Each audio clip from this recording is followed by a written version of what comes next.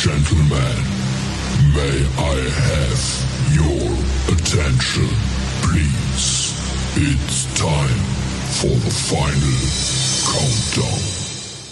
The show starts in 10, 9, 8, 7, 6, 5, 4, 3, 2, 1. Let's rock.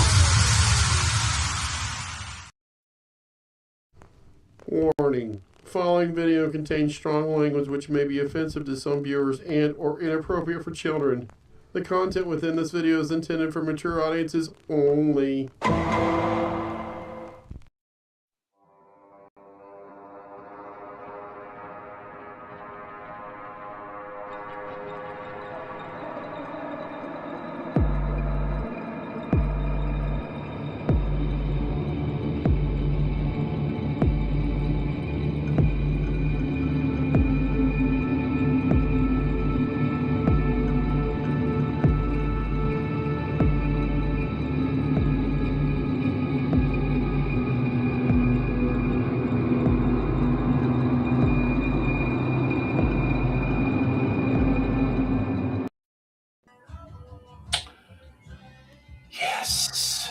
Yeah. No hands. Here we are on a night on Broadway. Living it up. Yes, we are back. I know it's been so long. What, a week? I don't know. It's hard to keep up. I got a hard question. to keep up. Yes, sir. Do I sound okay through the mic? Do I sound like normal? You sound normal. No echoes. I think your mic, you don't sound like your normal self. You sound a little higher pitched. Is it through the other? No, this is the same mic I normally use. I don't know. It sounds normal to me. We'll find out later. As long as there's no echo, as long as there's nobody saying Scott. No echo. You just usually it usually sounds a little deeper.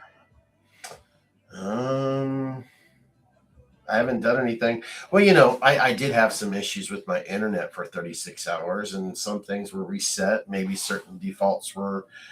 Who knows, Chris? It's hard to say. But I want to say hello to Chris. Hello to everyone that's possibly here right now. Here in the chat room, it looks like we've got our usual man himself, Maggot Mike, who's here with us. He's yo, cheers, boys. Mike, I hope you're doing much better than the last time we talked, because there was an umbrella above your head that wasn't protecting the rain. We'll just leave it at that. We're going to get into that. Trust me. Scott does sound different. Yeah. Well, think about it too. For almost 8 months, I had a sinus infection, and I'm at the I think I'm 97% right now. Who knows? It's hard to say. It just sounds like another mic. Well, it doesn't sound like your this mic. It'd be funny as hell if I had I would be able to hear myself through the headsets if I had one of these filters on there. But you know what? If it makes me sound positive, then that's what we need right now. Trust me. Trust me on this. It just sounds like a webcam mic, kind of.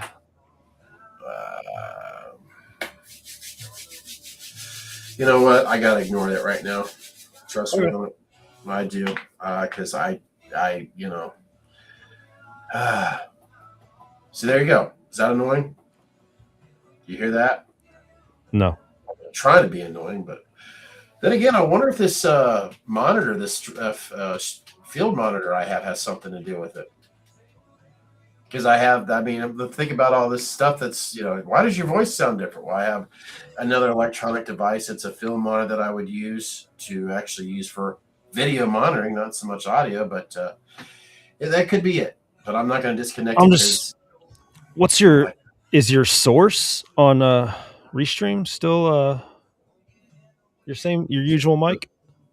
Should be. Yeah, default Rodecaster Duo main audio. I'll tell you what. if it's that annoying, I will unplug this thing. And yes, time to get William and I got the damn screen Daniel on the stream live. Yeah. If guys, if my voice really sounds fucking annoying in the next 10 minutes, let me know. I will. Well, shit, I don't know if I can get out of the stream. I'm sure I can, and then come back. But I really didn't think we were going to start off with Scott. You sound like a fucking. No, I can't go there. You sound like a piece of shit. But I'm used to that. It's just, anyways. We just like your deep, sensual voice. That the all right, folks. Gives you. I'll be right back. Chris, entertain Mike and anybody else right now. If anything, you can start off what we're some horror, some Halloween game and stuff, HorrorHound, and some other shit. I got you. All right. I'll be right back. Actually, I'm gonna have to. Man, I'm kind of afraid to do this. Hold on. I won't. You just trust me on this. Here we are. Now I am kind of curious. Turn this off.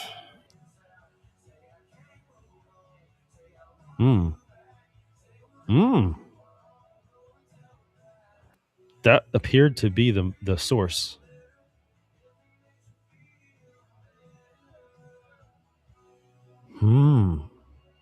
Now I'm curious.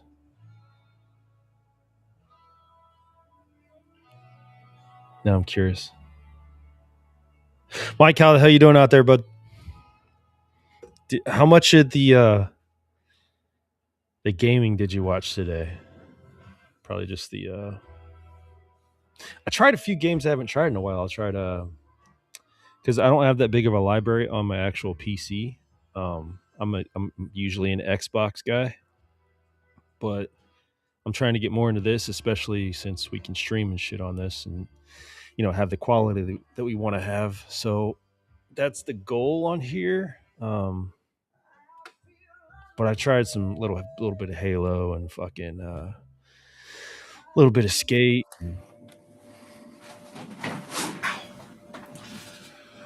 Okay.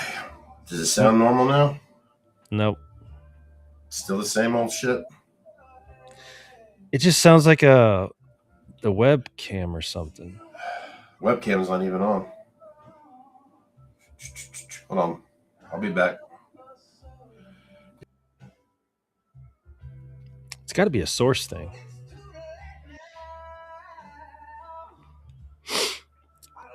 Add.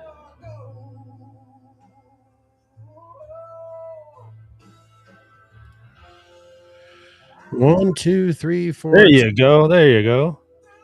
Chucky mother was a whore. 5, 6, 7, 8. Chucky likes to. Hey, hello everyone. It's me. Apparently my audio sounds back to the way it used to be.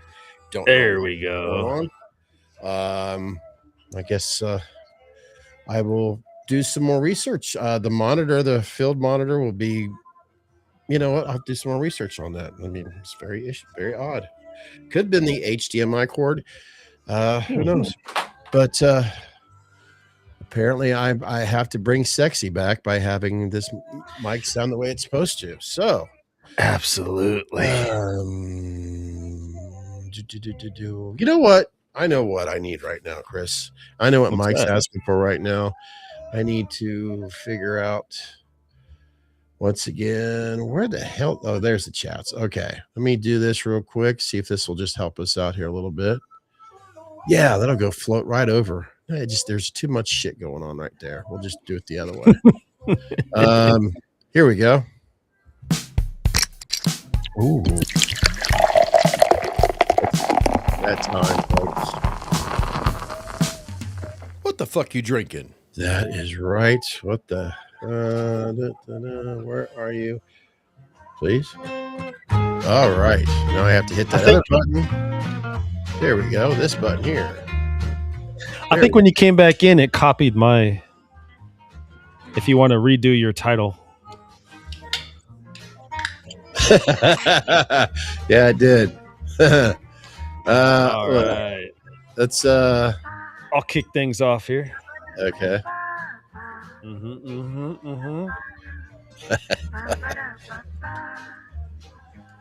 Tonight we are going with an old friend, tried and true, Deadhead. This one's a tour bus from Destal Brewing. They are just they got a gold medal in 2021. I didn't know that. Really? They're good shit. And then for my backup partner, we're gonna do the Old Forester single barrel proof rye. Old Forester's been catching my eye a lot here lately. It's hard to beat Old Forester. It's really fucking good. It's talked a lot about on certain YouTubers, with the whole bourbon hunt and all that. It's brought up a lot. And I don't have any. Mike, you just sent a text message. I'll get to it later, bud. I don't. Let's see here. Yeah, we'll do some HH weekend. We'll definitely get. Nah, did you guys? Didn't get any. Well, I heard beeping. We'll get into some HorrorHound stuff, but I think Chris should definitely get into the latest stuff, the information on the game, and then we'll get into HorrorHound. I think that seems appropriate. That is fantastic. This is the type of shit you wait all week for, right here. Oh, forgot to grab it.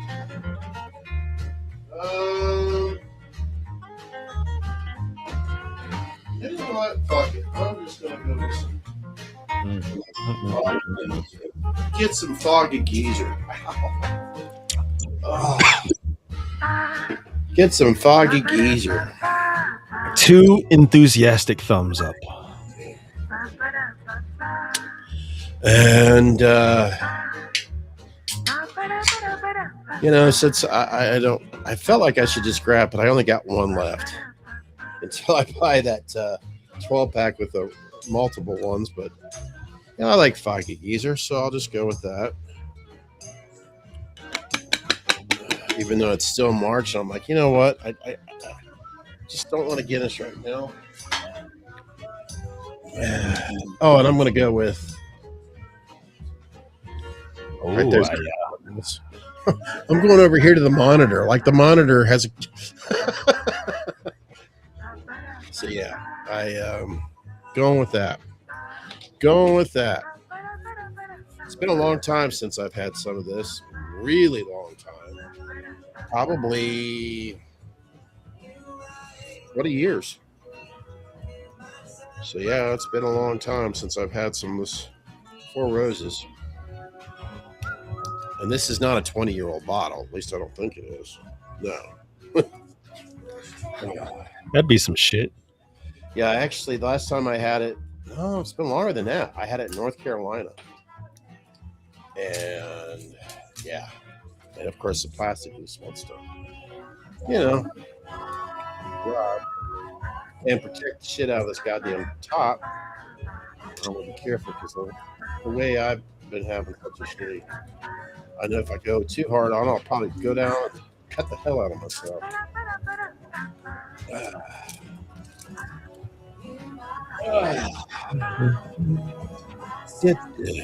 then I'm going to go ahead and. That sounded like I almost spilled it on me. Boop. Daniel says, "Let's get drunk." You know what, Daniel? I'm hoping so. I'll just put it this way: the last time I ate something was breakfast, and I'm purposely waiting to heat up that pizza after we're done here. I know what I'm doing. So, what kind of pizza you got? Yeah, it's just fucking Domino's. Here you are. Sorry, I'm so used to putting the was Domino's. And I'm not, the funny thing is, I'm not crazy about Domino's, but every time I try to find something I want, there's one place that's up the street. They've been here forever. They have great pizza, but they always close at 9 o'clock around here. So when I decided I'm going to get a pizza, it's like, well, it's like 5 minutes. To hell with that. And all the other great pizzas, I'm going to have to, I'm like, you know what? I'll just get Domino's. It's up the street. It's quick. It's hot. It's easy. I can go through the drive-thru to pick it up. And listen, there was a good probably 7-8 years of my life that we lived off Domino's. It's just, it's a good price. It's a good pizza. You can get it delivered. I mean, it's just, if you need some quick pizza, they make a good pizza. I think. yeah, I will deal with it. Domino's as a kid, I used to look forward to it every Saturday night when I'd go up to my grandmother's. And this is saying a lot. My grandmother, she retired. She was on a fixed income. And my uncles, they would have pizza. It was always coming like right when Saturday Night Live was coming on. So part of a major treat was my grandmother every Saturday night or every other Saturday, whatever. She would order me, and it was a medium pepperoni pizza. And it was just one of the biggest thrills to have, because my uncles were doing it and I had to do it too. And as this old fuckers always say, oh, it used to taste better back in the day. And I swear to God, it did taste better back in the day, just like Pizza Hut did. Yeah, but everything tasted better when we were kids, especially when it was something you weren't supposed to be having. You know, those are the best. Yeah, I got your text, Mike, but it's I'm focusing on this, buddy. But I'll check it out later. Not being a dickhead about it, but yeah, I'd say it's the thing of it is, if you get to see, I'm such a fucking stubborn SOB. I don't want to pay the extra, services for the delivery and then the tip. You know what? I'm just gonna go pick it up myself, and it's $7.99 carry out. So I don't know. But yeah, trust me, this week I have shown my true colors of being a fucking asshole, and I've done it really good because my neighbors now think I am an evil person. And you know what? If it keeps them further away from me, I'm good with that. So boy. So what are we drinking? Once again, I don't mind sharing that advice. Chris, you're having Deadhead. Destal Brewing, Deadhead, Tour Bus, and we are drinking Green Label, single barrel proof rye Old Forester. Add that to my growing collection. But yeah, I'm having, that we've talked about it quite a bit here on this podcast. Dwelled on it. A beer out of Munster, Indiana, basically War Pigs. Yes, it got my attention, thinking of course, Black Sabbath. And they're one brand that we can get around here, Foggy Geezer. It's not Blinding Light, but it's a good substitute. I mean, it has a lot of the same vibes that but Blinding Light is just a little bit more crisp, has a little bit more citrus. It's the perfect what I prefer on these. And I'm going with some Four Roses that I haven't had in well over 20 years. And I'll tell you what, I've had it on the rocks quite a bit back in the day, but there's a reason why, like for an example, this particular is about 50, $60. There's a reason for it, because it's some good single ass taste and barrel shit that's just yummy in your tummy, especially on your tongue. Oh, MH. What should I call you, MH? I need another name, more personal here. I appreciate you. Oh, can you join the live? I'm sorry. We can try. Appreciate you coming in, and I like my Saturdays and my Sundays. And I like to wake up, have a Red Bull, and do a little gaming. So it was fun. Mike's gonna. Yeah, you could join us, Mike. We'll give it a shot. Mike's been trying to join us here quite a bit, so this will be a treat for a lot of us. I'm sure a lot of you out there that have seen Mike. He's been QC for us for quite a while, and let me make sure we get a little bit of. Let's see. You know what, Chris? I'll tell you what. Why don't you talk about the game while I try to get this set up for Mike? Hopefully. Oh, man. I mean, I was already hyped.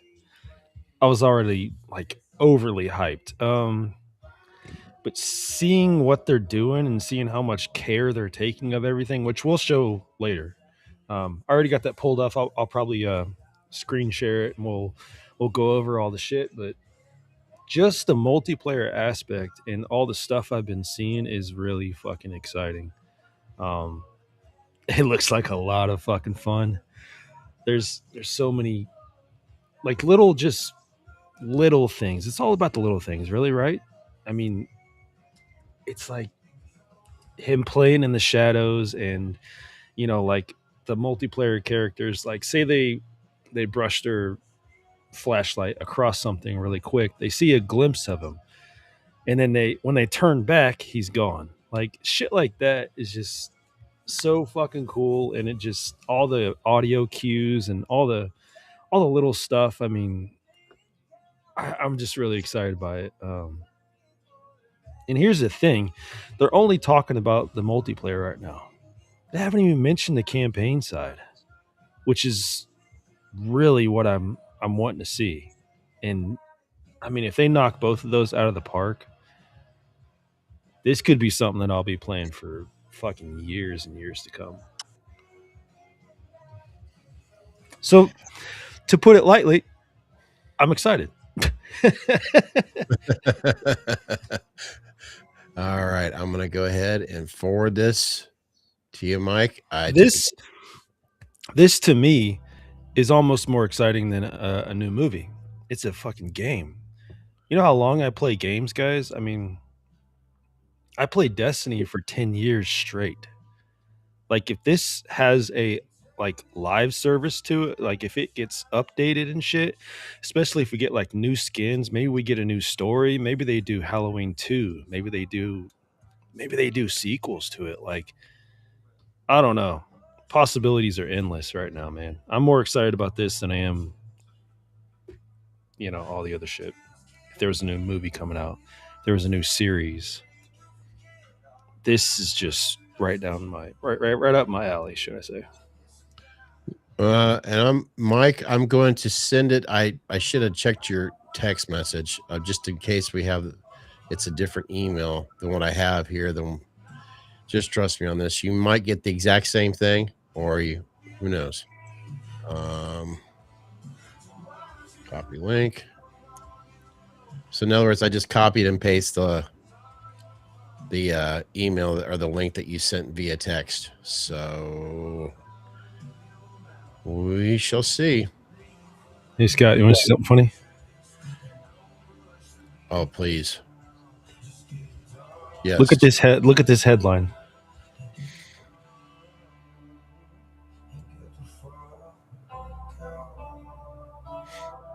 Screen share this. And by the way, I'm sure you're talking about Chris's t-shirt, so Oh. Okay. Why do I have a nectar?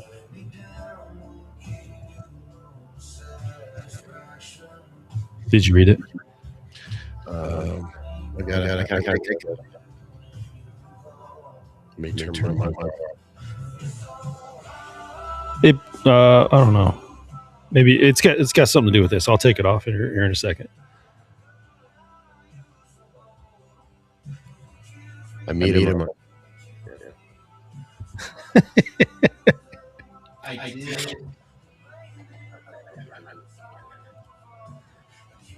Yes, apparently, folks, you can smoke weed in the game, and it serves a purpose. Well, yeah. HorrorHound. We'll get into that. I did see something about which makes up. I didn't even think about it until I came across it. Yeah, Donald Pleasance, of course, Dr. Loomis. I'm sure either he's going to be introduced right away or it's something you find later on. I don't know. But I'm like, yeah, duh. Holy shit, he should be in the game. Yeah, I know what that's going to be. It's a really cool mechanic, which I wasn't even thinking about being a possibility. But after, like, say you're on the survivors side, you're one of the 4 multiplayers, not being hunted by Michael. If you die, supposedly you can come back and you control either Loomis or one of the sheriff deputies. So, I mean, that's fucking gnarly. Yeah, I read some comments. I forget where I read it from. It might have been because I've been trying to keep my eyes up more on X and stuff just to see others individuals, plus some advice that Jake gave me, which is going to be useful in the future. Especially if we ever try to get certain guests down the road or future horror hound possibilities. But I was reading some comments, like somebody was really like, oh, this just seems like some more bullshit. It's probably going to be shitty like the Texas Chainsaw Massacre game and the Jays or what. I'm thinking, damn, why is there always so much negativity on something you haven't even truly seen yet, or played yet? And it's like, it's the world we live in. We got to trash shit right away. Fucking trolls. Yeah. But yeah, I just like, whatever, man. Can't you just that old Monty Python, always look on the bright side of life? But sometimes it's hard to do it. But these people live to just tear you down, I think. I had fun with I didn't play the Texas that much. I played it a little bit, but I had fun with Friday the 13th, which same idea. You have the survivors versus Jason. But dude, I had fun with that for months. And like I don't understand all the hate, honestly. Like people just love to trash shit. It's crazy. Yeah, I think so. And we'll get back into the games more stuff because people are itching about HorrorHound. I have some HorrorHound that I definitely have to work on, and I'll share more of a shitty story later. Depends on how it goes. But let's put it this way, I had no internet for like 36 hours and I had no power. I'll get into that shit later if you guys want to hear about it, because trust me, I went off the rails Wednesday and Thursday. But HorrorHound Weekend, it was fantastic. It was packed. And like I said, I could edit, but there's a lot of stuff I also need the internet with when it comes to my software program. But I'm really looking forward for you guys to see some of the things that Chris and I captured. We practically got an interview in with Creepy Customs. And so, yeah, look forward to that.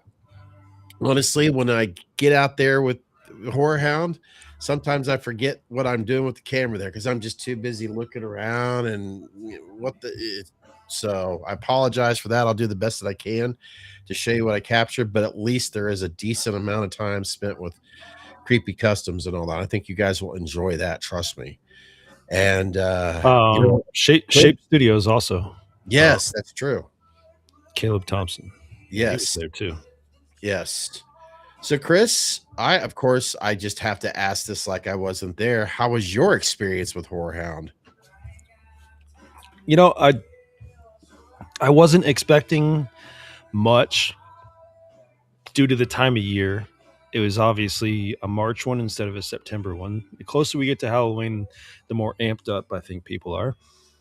That being said, it's one of those situations where you go into a movie not expecting, like if you go in with a clear mind, sometimes you're pleasantly surprised by a movie. You know what I mean? When you don't know anything about it. It was like that for me.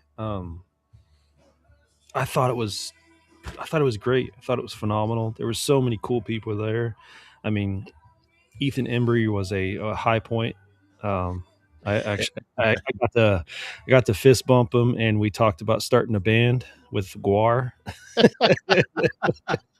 He was such a cool guy. William Zabka was better than Johnny from Karate Kid. He was better than I could have even imagined. Like Natalie, both the girls, they all pretty much fell in love with him right there. They're like, he's right in front of us. And then he actually allowed us to like he saw the girls and we were getting his autograph, and I picked out one of the pictures, and then he saw the girls and he was like, "You two sisters?" And they were like, "Yeah." And he was like, "Oh, that's awesome. Go pick out two more pictures." So he ended up giving them their own pictures, autographing their own I want to do little, that. you know, he like customized it, and he wrote a bunch of like cute stuff on it, and then we took the pictures, and he was an awesome guy. He was just great, man. He saw a little group of kids on his lunch break, and he actually they came up and, you know, said hi and all that stuff. He actually ended up doing like a little mini Cobra Kai class right there. He got him to do the punches and all that stuff. Oh man, he was definitely a highlight. And then there's Tyler. Tyler was a badass dude. He's intimidating. I Yeah, don't but think I'm that short of a guy. I'm like 5'11". I'm like almost 6 foot, dude. And he was just standing over me, and I felt like Sabretooth was standing over me. He's so fucking big, man. yeah, and wise about how he takes care of himself too. I mean, let's be realistic. Tyler, we get it. He's not as young as he used to be, so at least he's slimming down and stays in excellent shape. So good for him. I mean, Actually, it's actually what I told him right there, because that's why I was smiling. I was like, "Bro, you are fucking intimidating." He was like, "Yes, I am." I'll see if I can find the photo with me and Zach. There we go. Of course, the girls were having a ball with their situation right here. There's no doubt about that. With Skeet, It was a long line, but they love Scream. They love Skeet. there we go. They love Matthew. Matthew was great as well. I mean, it was He looks old enough to be their dad. it was phenomenal, man. Dear Lord, a little crush there going on, huh? Oh yeah, they Uh, love him some Skeet. he's a handsome. There you go, Chris. Where you were talking about? Yeah, so Yeah, cool.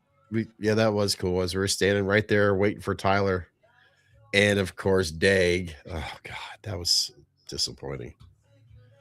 Yeah, well, the fact that he didn't make it back from lunch, is that what you mean? Yeah, Yeah. it's just I don't have any proof in the matter, but we were just overhearing talk, and it wasn't that uncommon that he was disappearing like that. So, but you know what? He could have been having a bad day. Maybe he wasn't feeling well. Who knows? But Yeah, it is what it is. Because I don't want to sit here on the chair with this microphone where apparently I sound better now and try to put the young man down when I don't really know all the details. It was just kind of disappointing that he didn't come back when Tyler did. So maybe he was hungover. we got Tyler. That's Yeah. I wanted to get Dag, but it's all right. I mean, Man, they came there. Tyler was apparently taking this photo. it is up there, huh? Yeah. Yeah, look, he even wrote I'll go back. it says, obviously Elysian, strike first, strike hard, no mercy. And then at the bottom it says hash brown. Which that's the part I was saying it to him. I was like, that is great, man. Look how happy that dude is. Look That how dude happy. is super happy. I don't know if he's like, cheering about, Matthew coming back there, or he really enjoys what his friend was telling him. I like Little Debbie snacks. Me too. He was happy. Matthew's got that walk, as you can tell. He even stands still while he walks. And there's Ralph himself. I should have, if I had the opportunity to take the time to talk to Ralph there, of course, I wanted to say, why did you fuck things up with Elizabeth? I mean, dear Lord, she's still hot. If you don't know what I'm talking about, I'm saying Elizabeth Shue, folks. And I think we're back, or is just an additional photo. Yeah, we're back to where we were. So yeah, that's just basically an insight. I was sorry, I have like 2 photos. I don't even think I put it on the HorrorHound fans site where Zach and I had a photo with you know what I look like. You probably could guess what my son looks like. So imagine Tyler standing in the middle. So there you go. Zach got a basically the same thing, a photo autograph of Tyler's, and Now it tell says- me, Go I ahead. haven't got to hear this per se in person yet, but tell me, I mean, was he really excited to meet Tyler? Yes, I could always tell with Zach where he doesn't say no. And I know that sounds ridiculous, but if I say, "Hey Zach, are you excited to meet Michael Myers?" So he has like a little smirk grin. Yes. So that tells you yes instead of no. And I said, think about it. He is the guy who plays in the Halloween movies that you watch most of the time. Because my son watches Rob Zombies 1 and 2 quite a bit. That's kind of his thing right now. Years ago, he used to watch 4 and 5 constantly because we used to think he had a huge crush on Daniel Harris, which is very well possible. But Rob Zombies, he tends to lean towards that a lot. And I shit you not, folks, he never watches the last 3. Here we go. Ooh, folks, we may have a special guest right here. We have Q joining us, otherwise known as Come on. Yeah, will his microphone work? Is that your music, Chris? That's mine. Yeah. Okay. So we're hoping that if he hits that mic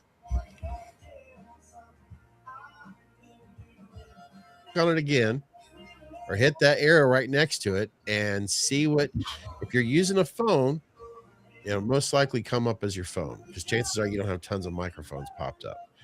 But back to what my son, yes, he was excited. He was thrilled. He got maybe I could pull it up here in a little bit. I'll do it after a bit. A photo where I kind of whisper. I do this a lot with certain, situations, and I kind of hinted towards Tyler, that my son is autistic. So people usually kind of like, so Tyler wrote, or he just signed his name, Zach, and it says it's hanging up in his bedroom. Boy, you better run. I thought that was awesome. So we're gonna try this again. Are you there, sir? Yeah, that's great. Oh, shoot. That's Mike, great. That's awesome. QC, I don't understand why you can't get any audio in there. Here's a little thing that I could suggest. If you've got, I know you've got an iPhone. If you've got some of those wired earbuds, plug it into your phone and use that as a microphone. If it has the little microphone there, try that. And then we're going to try QC one more time. Because honestly, I don't know what issues you're having there, bud. I do apologize. I know it's got to be frustrating for you because you're trying so hard to get in here.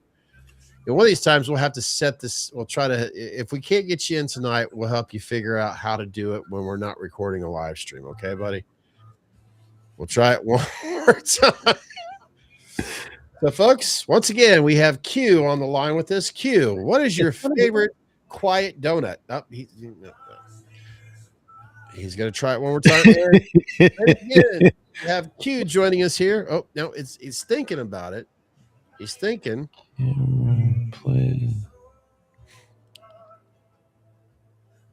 So, Q, while you're here with us, what the fuck are you drinking? Maybe you're having some bad experience. You know what? Well, like I said, in all seriousness, we'll Chris and I will sit down when we're not actually recording and try to help figure out what's going on here. What are the difficulties of It's got to be a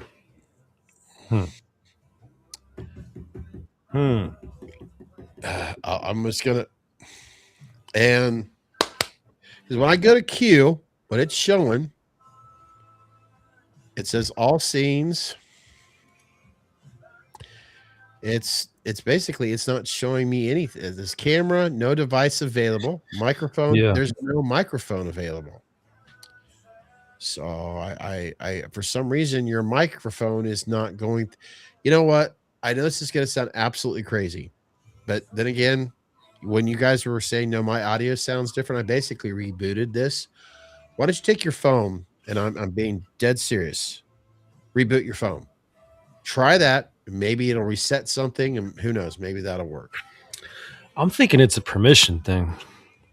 Like, you know, how you go to all apps or something like that. In the apps, if he denied permission once, you have to go in there and like manually change it to allow it again. On his microphone or on his phone or something on the settings. Mm-hmm. Yeah, it has to be something like that because I'm not trying to make you feel frustrated or bad, Mike, but every time we send out a link, we're not having. Oh, we have two. Yeah, he's joined us twice there. Yeah. So yeah, go at least try that. Reboot your phone and we'll see what happens there. So Mike, if you can, try going into. I'm not sure if you have an Apple or an Android. thing is an iPhone because usually I'm pretty sure he does because when he send me messages, you can tell from the iMessenger. That's true. That's true. That's true. You know, Yeah, go into apps and then he could go. call us. Maybe I can put him on the. If he wants to call, I could probably put him through my. I have no idea how that works. Roadcaster. Or are you talking just holding the phone up to the? Well, I've got on my phone with my Roadcaster. I'll get that connected. If you want to, we could try this. You could call my phone, and I could probably connect you audio-wise through my Roadcaster. If you want to try that. We can try that. So, who do we have in the chat right now? We have Mike. We have Daniel, who's wanting to know about HorrorHound. That's it. That's it. I'm surprised. Oh, that's right. I forgot. Jake Patton was there with us. Oh, absolutely. Yeah. He was with us at HorrorHound. In fact, he has more photos. Let me bring up Facebook Jake's account. I know he's not going to mind because he's got, you know what? Chris, while I'm looking for this, because if you wouldn't mind talking about, they were trying to break a record with the Michael Myers. Was that in Boston? Oh, that was I believe that was Boston. PAX East is a kind of a game convention that they hold once a year. And this year their goal was to break the Guinness Book of World Records. 250 Michael Myers in one place, I guess. So they ended up breaking it. Tyler was there. Tyler Adams? Yes. Tyler Adams. When I logged on to Facebook, he put some cool pictures in too. I guess they ended up making it to 253 Michael Myers in one place. They all got a group photo, and the devs for the actual video game, I guess they got the Guinness plaque or whatever and all that shit. I mean, very cool. I wish I could have been there. That would have been awesome. Yeah, there's no doubt about that. These photos, by the way, are courtesy of Jake Patton. So you got a lot of photos. Really cool. Making history out there. Yeah, Scream was definitely a big part of this horror house. Of course, Nancy Loomis. She was there. She was nice. Yeah. And help me out here. Dang it. I feel like an idiot not knowing his name right now. Oh yes, Tom. I thought that was funny as hell. I was trying to get Jake to say hi to him and all that. I've got it on video, so Tom, he was busy. He had so many people in his ear at that moment. But anyways, you know what? I completely forgot And his signature. I was going to do that, and I forgot to. Damn it! he was T-Wall. wearing Tom's shirt there. Yeah. Oh god, I didn't even shit. Man, he was busy while we were worried. I probably staying on line waiting for Tyler. Jake was out there just doing his thing. That's very true. We would be doing our own thing, kind of, walking around and stuff like that, and then we'd be like, "Where's Jake?" He just took off. Yeah, you can tell when I'm taking a photo. I am so nope. I gotta put it on, landscape. There you go. There's Kevin Dillon.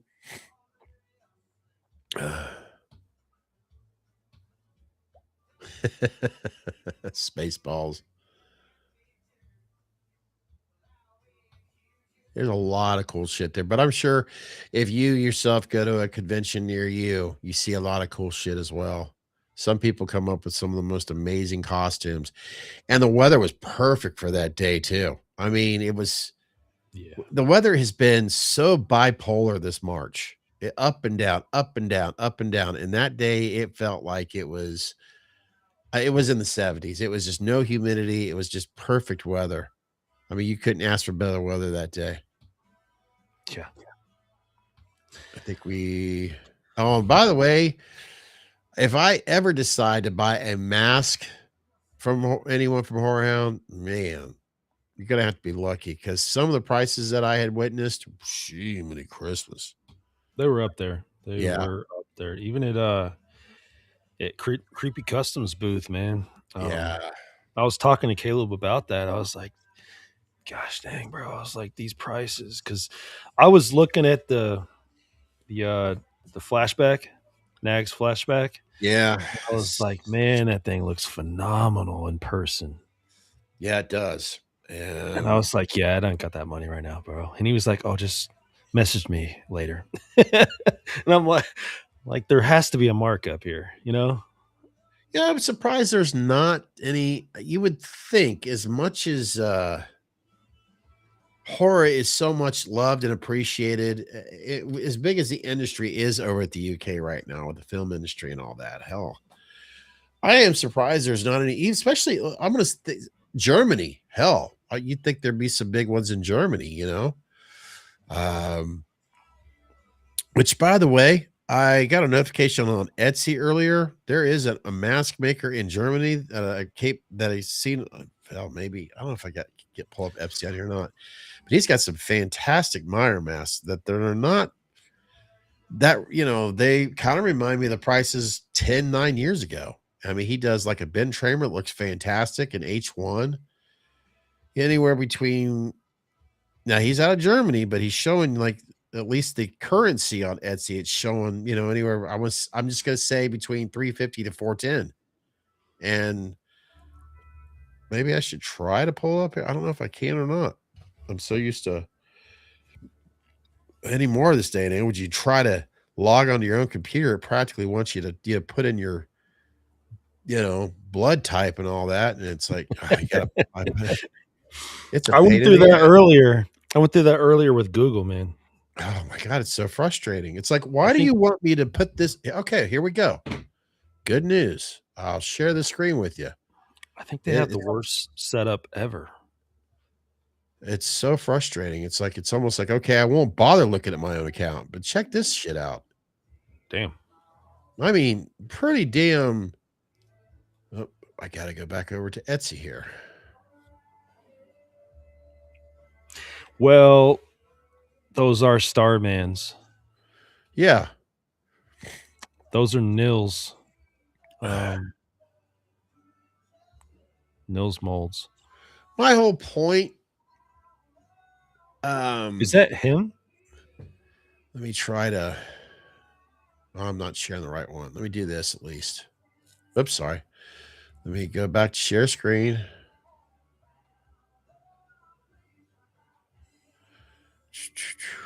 Yes, Nils. Nils von Schreck. But these are I like the uniqueness of this. It's just got that vintage type of weathering for this which you don't see a lot with a bed framer. You know what I mean? Oh, the Starman's great, dude. I want one really bad. But I want to say back in 2017, I know that's how much I would have paid for a certain mask, you know. Hey, it's just Is his stamp on the inside of it? let me scroll because I was looking at this earlier. I did come across where there is a stamp on, it might have been the H1, but I'll keep on going back. Keep in mind, too, you could always message this person, too, to ask for additional photos. So here we go.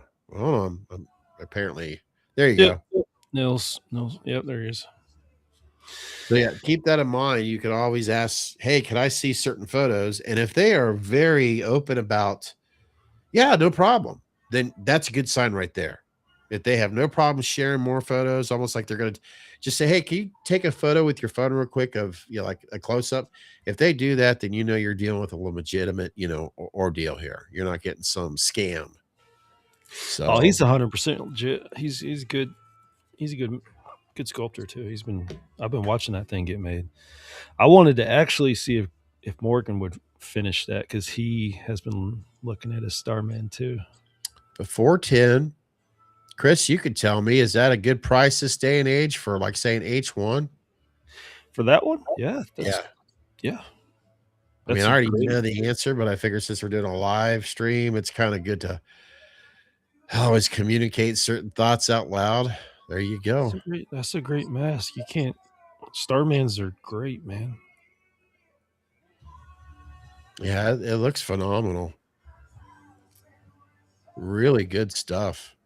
And that would be like, say you're here in the US and you're really digging this guy's stuff and you want to understand what's the difference between, but then again, you can always do like so many people do, use like Karma or whatever the hell, and do it installments or whatever. Maybe like $37 a month on 4 payments or whatever. And at least you know that's how much you're paying for it and all this other stuff. But I would always contact the artist. Like, think of, I don't know, say, hey, could you take a phone shot of that mask again? Just to, because I'm not saying that this guy is not legitimate, but what if there's somebody over in China that's scamming this guy? And if, let's put it this way, if the person doesn't answer, then it's probably somebody in China. Oh, man. Stuff that lessons people learn. They take advantage of others like this guy here. Michael Loves Lori wants an ID. That's James Mangrum. Man. Yeah, that mask is pretty damn good. I like it. I like his work. The ID is hard to get, man. Let's take a look at what else he's got here. 5 stars, 181 sales, 8 years on Etsy. You want my PS? You want my phone scene? 78 Michael's Loves Lori? I'll sell it to you. Are we still on? Oops, I got the wrong one. I'm sorry. But yeah, you guys get the gist of it.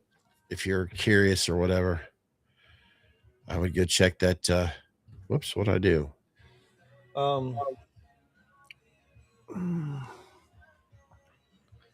Yeah, I mean, hang on. I'm gonna get rid of these Etsy's on here real quick. But yeah, go to the source, guys.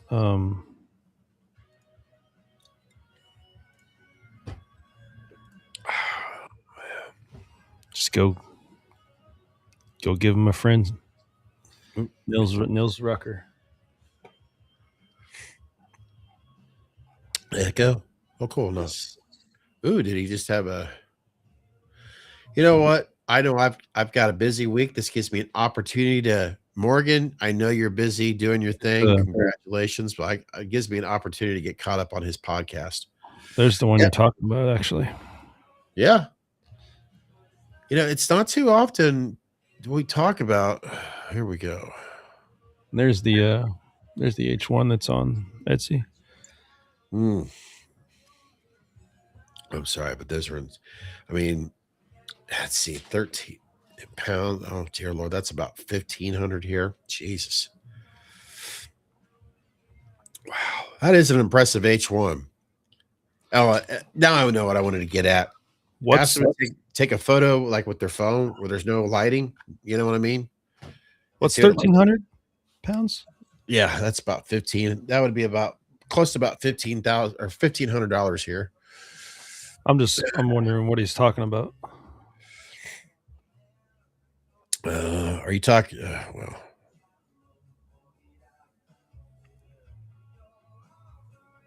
I remember when you were big into masks. Oh, that. But speaking of which, I couldn't because I don't. Since I haven't had the internet for 3 days, I haven't been able to upload any videos and stuff like that. So, yeah, the archive videos and all that. Yeah, I go through my phases and all that. To me, how can I put this? The ID is what he's talking about. Yeah, I don't know what James Mangrum is doing with that, man. He's like keeping it so, like, he's keeping the population of that mask so low that people are just searching it out. It's to kind of get, it's like what you were asking. I still enjoy. Okay, I told something to Jake, which I think Chris, you may even find this fascinating. In all honesty, some of my absolute favorite Michael Myers images are actually paintings or drawings. I can look at masks all the time, and some of them look fantastic. But the ones that always, since I was a kid, and I believe that's why I really got my first erections, we're looking at those photos, some amazing drawings, some amazing paintings on that mask. And I believe that's what I was always chasing after. I was trying to find a way to, how could I find a latex mask, a three-dimensional image that I could physically hold that will look anything like the paintings and the drawings that I see every once in a while that just get me excited. And I've never really shared that before, but in all honesty, those are my favorite images of a Michael Myers. And it's not a photo, but they're actual drawings or paintings of them. So, yeah, there's no doubt about it. His collection is quality. It's very high quality. I mean, almost H2O high quality. Liquid death. But I didn't get, there's one reason why I kind of quit getting in out of masks is personal reasons, and second, financial reasons. But the personal reasons is another reason why I really got out of it, because it's like, there's some things that I went through personally years ago that it kind of sucked it out of me. Like, I just didn't find it enjoyable for me anymore. And I kind of walked away from it for a while. And, you know what? I fucking hate that, because that should not be happening. Then I started smoking more crack. I mean, I started enjoying other things in life. I could edit that part out, right? Nobody has the right to kill this hobby. That's unusual for anybody. I'm not changing the subject, but it's not like we're doing a taste test. I just noticed that you were pouring. You know why I'm doing that? You're getting some. You know why I'm doing.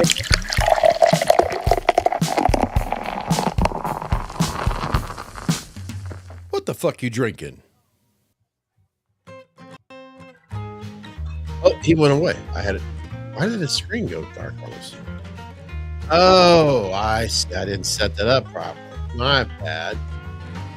I love this restream, guys. It is awesome. It really is. If you've been watching us here for a while, live streams or whatever, it's just the software is just been so much less aggravating.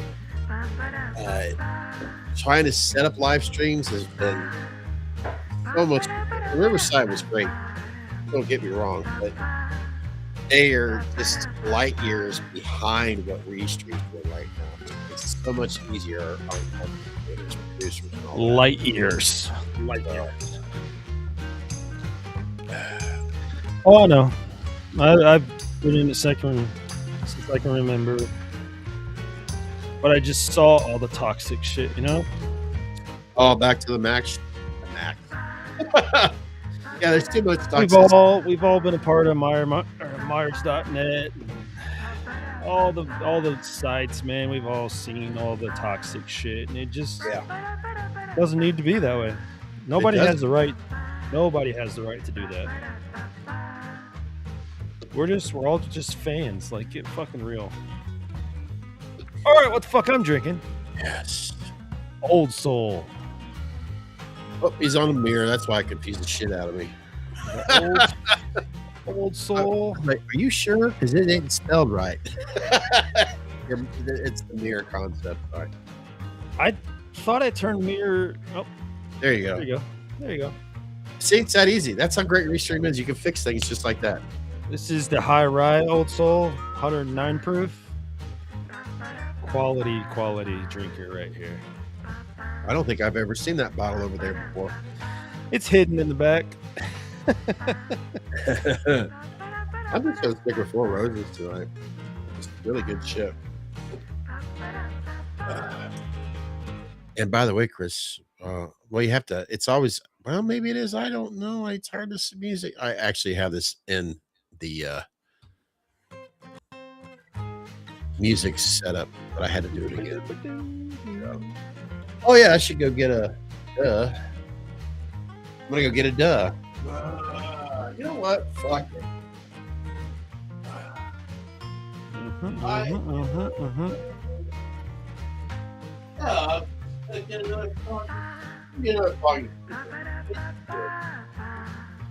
Spanish lager, huh? What's that? Am I missing here? Oh, okay.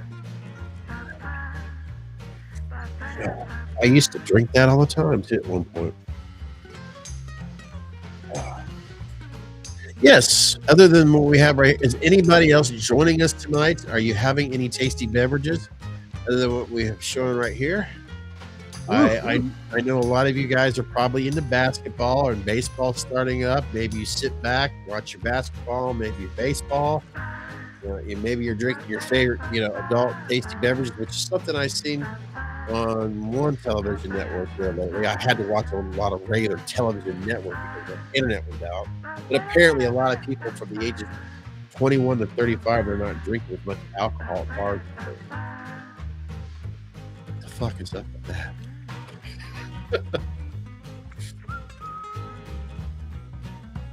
They're probably taking on some other substance or something right now. I don't know. Ooh, yeah. I'm playing.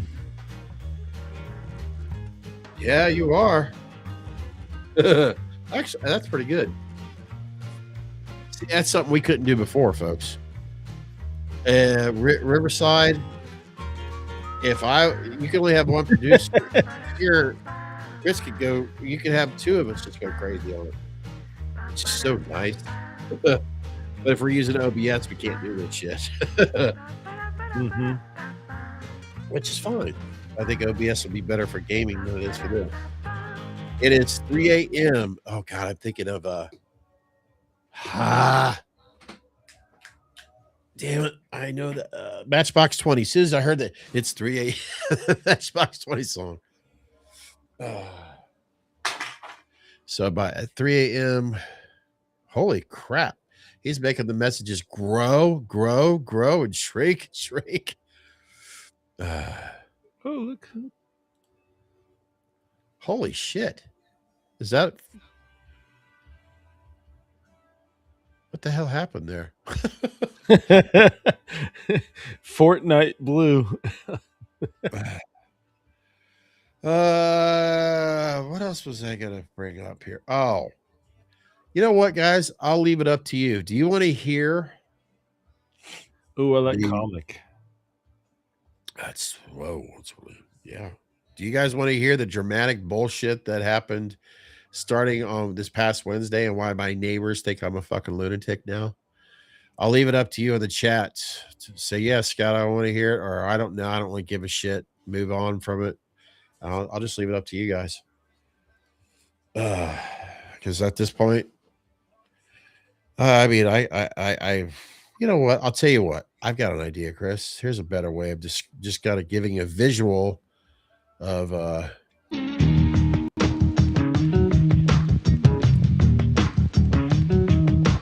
backyard. I didn't do this video. We edited this. I did. Find the places I got love. Open up places I got love. Oh, this hole right here. They put it red and marked something like that.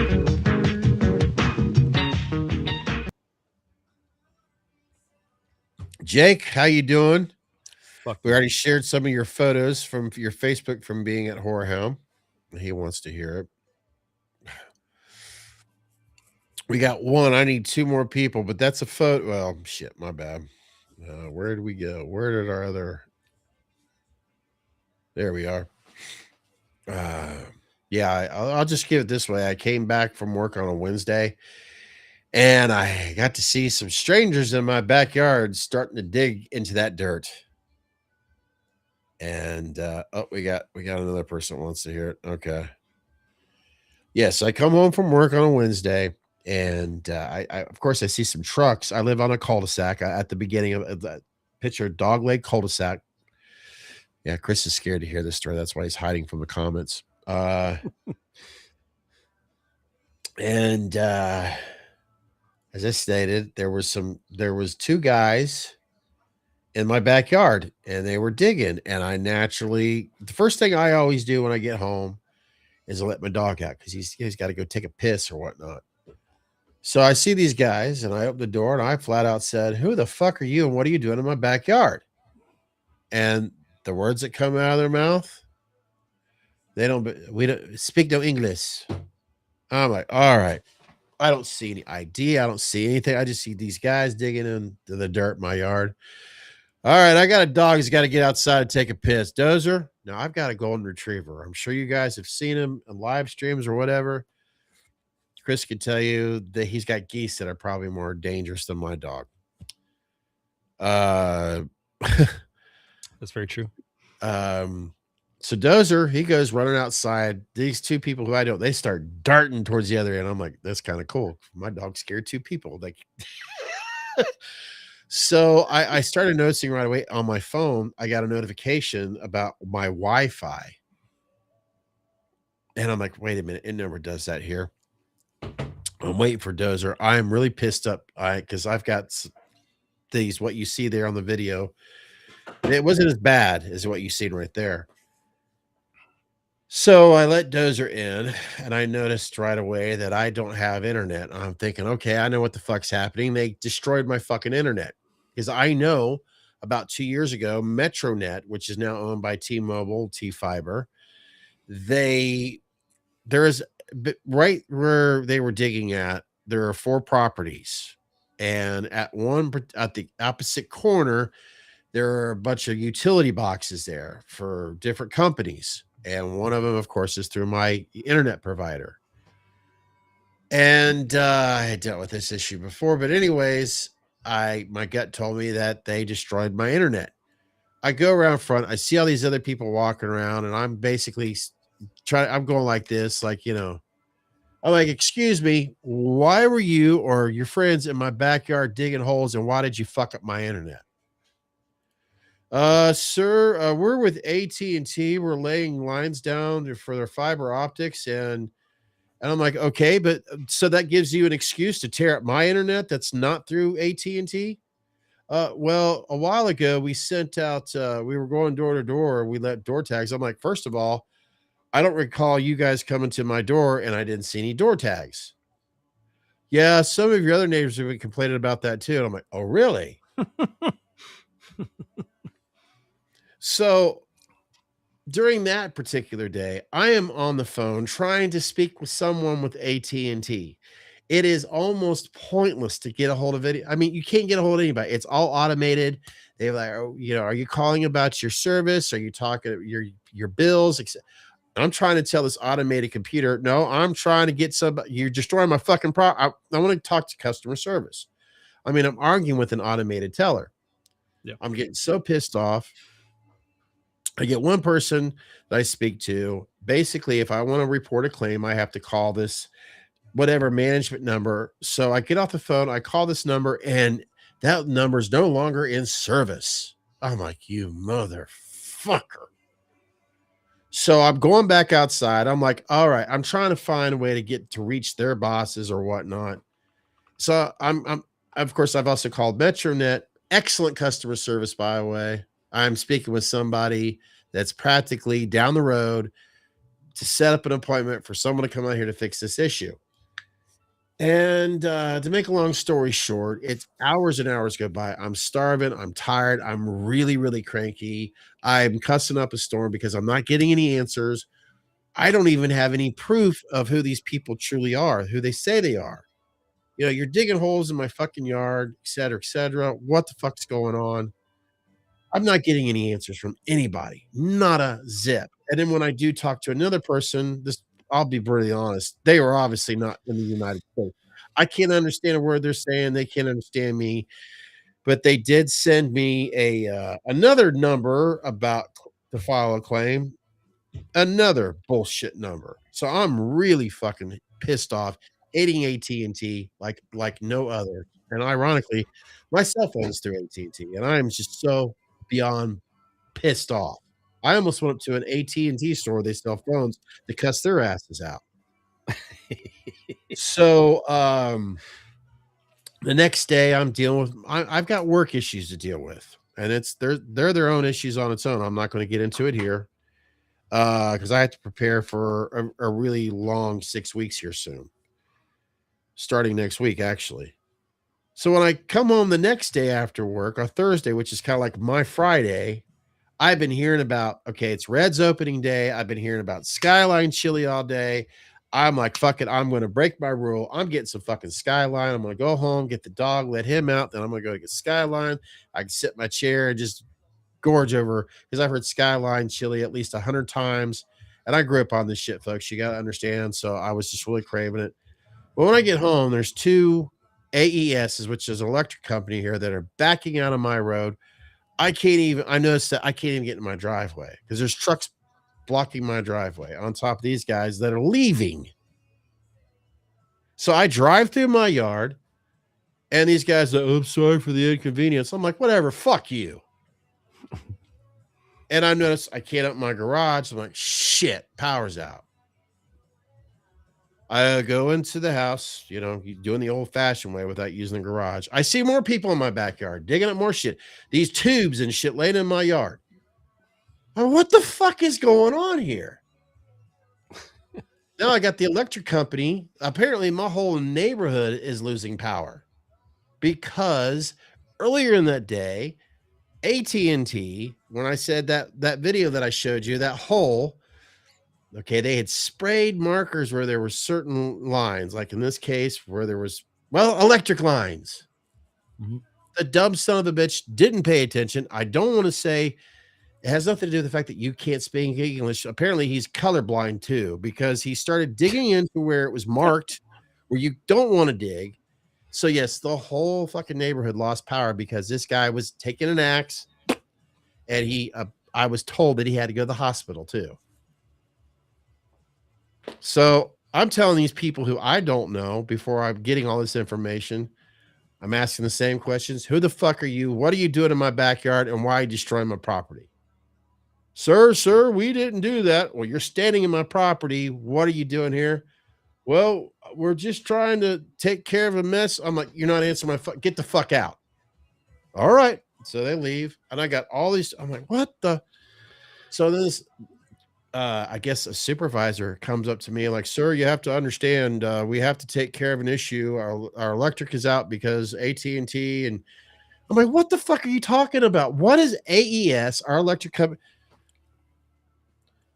And then he goes on. I said, I'll tell you what, why don't you stop talking to me, fix this electric shit right now, because I'm about ready to lose my fucking mind.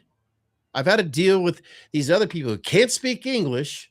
And I'm not putting my fucking dog up because you guys apparently wanted me to do this yesterday, or AT&T. Now, it's his yard. If he wants to piss or shit, he's going back there. If you got a problem with it, fuck you. I mean, I am just so pissed off. I'm yelling at these motherfuckers. He keeps on talking about it. I said, why are you wasting your time? Go fix that shit. They're talking about rain tomorrow. Don't fix my goddamn electricity. Oh, sir. But you gotta no, I don't want to fucking understand. Get back there and fix this shit. Why do I have to understand? I don't have to understand. I didn't do this. Yeah. I mean, I didn't ask you to do it. I'm trying so desperately to tell myself, calm down. You're gonna have a fucking heart attack. It's not worth it. And I just like, I mean, look, I know the world doesn't revolve around me. I'm not trying to have a Karen moment. I'm just pissed off because no one has explained to me, even when I was calm, what the fuck is going on. And when I'm trying to get answers, there's no one there to give me any answers. And it's, right. I feel like we live in an era of this is how we communicate now.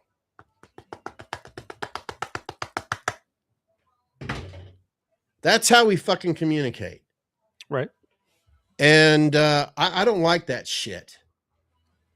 Especially when you're fucking digging holes in my yard. Yeah. So one part of that video, by the way, before we started going on tonight, I'm like, I'm gonna take my phone and I'm gonna take a little video clip of the latest shit. So in my backyard, I've got some yellow cone or some orange cones sticking up. And even the guy who came over and fixed my internet today, he says that's what he's been dealing with all day in this neighborhood, is fixing AT&T shit. I just don't understand. Like, I don't know. There's many parts of that story I don't understand, but what was he actually trying to do? What was the AT&T dude trying to do? I mean, you have to have Oops come out, and they do their, they do their lines. Did he think that's where they were telling him to dig, and for what reason? I have a feeling he had an X. He had. Yeah. I don't want to share much more, but Chris, you did see something that I sent you before, right? What the fuck? Yeah, they got some more tools, and he had an X. Yeah. Has he ever dug a hole in his life? What the fuck was he doing? I said, I said something to my parents over the phone. Apparently I said something that fucking Dave Chappelle wish he could have said back in the day. I'll just leave it at that. I just know for a fact I can't share it here. So you guys wanted to hear it. Yeah. What's up with William? And look, shit happens to all of us, especially as we get older in life. Shit happens. It does. My whole point of it is I just want answers. You got property. This is my property. You're destroying it. I want to know why. It's not the end of the world. I get that. Things will be resolved. Life does go on. I was going to have my car taken care of this weekend by taking over Chris's with an oil change, but I was like, let's all do it next weekend because it's overdue. There's William right there. I'm sorry guys, I was focusing on trying to look at you, so I don't know what's going on. That's another great thing about Restream. I said it earlier, Chris could take care of this just as much, so or vice versa. So so basically, did anybody say in the chat, Scott, shut the fuck up, stop being a Karen? Go bite your pillow and stop being a bitch. Yeah, pretty much. Oh, and never get No, AT&T. they were just listening to you and enjoying the story. Oh, party foul. That means I have to pour more in there. Sorry. Yeah, it's so fun. Unironically, my phone we got a family plan, and I have a feeling that there's a good chance that down the road our family plan is going to be switching to T-Mobile because they are partnered or they own Metronet right now, which Chris, in about 6 months, you might want to check with them. There's a possibility they may be going out in your area. And you want to play stupid. I've never had this before. Apparently you could get it free for like 3 months and use my name, of course. So yes, play stupid. Because if if it helps you get it free, but well, keep your fingers crossed because the tech that was here, super nice guy, did an excellent job, was very kind, understood my situation. He even made it easier for if we'll say John Doe comes out here and starts digging at power lines again. At least he's got flags up. He even actually went to my neighbor and explained who he was, what he was doing before he actually did anything. I'm like, holy shit, why weren't you here on Wednesday doing this stuff? Why is that a foreign concept? What the fuck is going? You don't just walk into someone's backyard and just start fucking doing shit. and I love my dog just almost as close as I love my son. To me, they're my boys. But at one point, I almost wanted Dozer to like, sick Dozer, sick. Because I tell you what, all he wanted to do was go out and pee. And with that, he seen Dozer. I maybe Dozer did notice him, but that guy, boom, darted the other. I mean, golden retrievers are not intimidated, but when I said that's it, my dog's got to come outside and pee. I think he heard that and naturally he probably thought, is it, oh fuck, he's got an evil dog in there coming after me. Let's see. I feel like I just went through the same thing trying to get some pizza and beer tonight.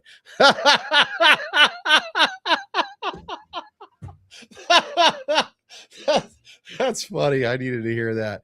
And I went, we've got Mike. And you know what? I also want to bring up those individuals that are responsible of winning some masks here recently. Real quick, I want to say hi to William. Cheers. The mask stuff. That's an interesting story, actually. I don't know if anybody was in the live at that time, but somebody that got a fucking stellar mask actually ended up hopping into the live. He has I'm sorry. He has a new account. It was Envy. For those of you that remember, he was the guy that won the DIY, that beautiful ass mask. And we caught up a little bit. He was asking if we could review. I'm just catching up with the comments. They're hysterical. Right. Yeah, that guy, Chris the DIY. Yeah, he was asking if we could review. He's got a fan made video that I guess he's putting together. I don't know. I hope I didn't come off as an asshole, but I was just like, man, we tried to contact you so many times. Like, you're kind of only contacting us when we want, like, when you need something. Like, man, we were trying to talk to you for a long time, but maybe that's water under the bridge. Maybe we can move past that. I invited him to tonight's live. I don't think he's here, but if you're in here again, let us know, and maybe we can move past that. Dude, I'd love to see the DIY again, man. That'd be cool. I at least want to hear that he enjoys the mask. I don't know. I'll tell you what, he would be That's what I was worried about, Mike. Like it just felt like he kind of ghosted us, and then yeah, Daniel's right that here. that mask is going to be sold or something, you know? Yeah.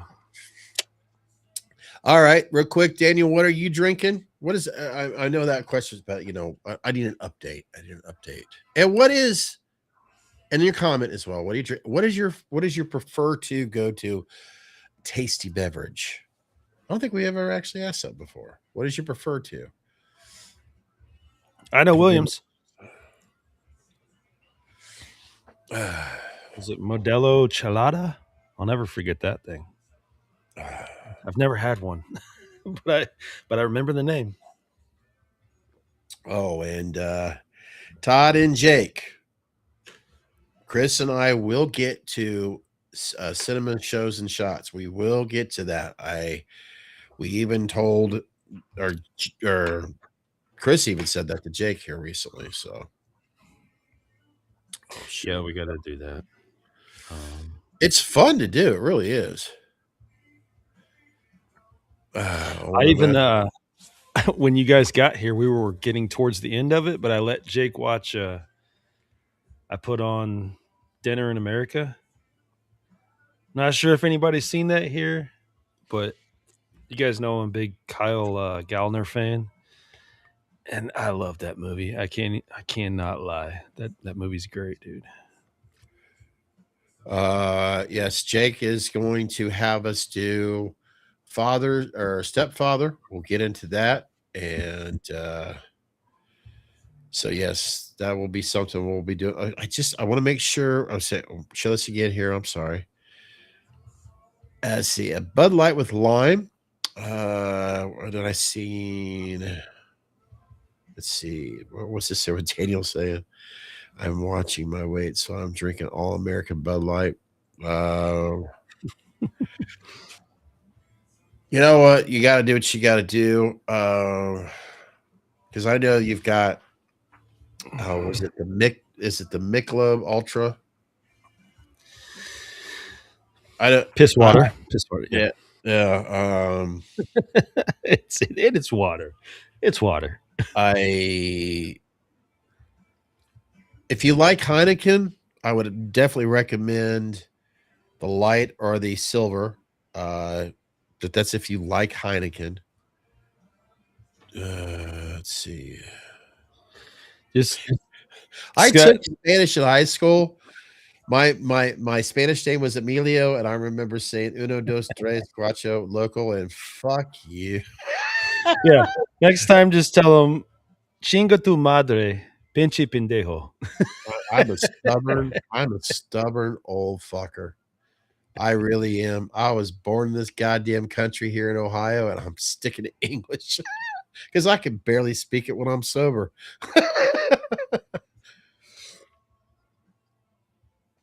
Piss water tastes good sometimes.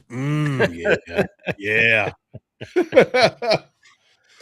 I'm not bashing Michelob. Michelob's good shit. They got some good ones. It's kind of like Domino's. It tasted better back in the day. The Ultra, I can't do the Ultra, man. It's just not for me.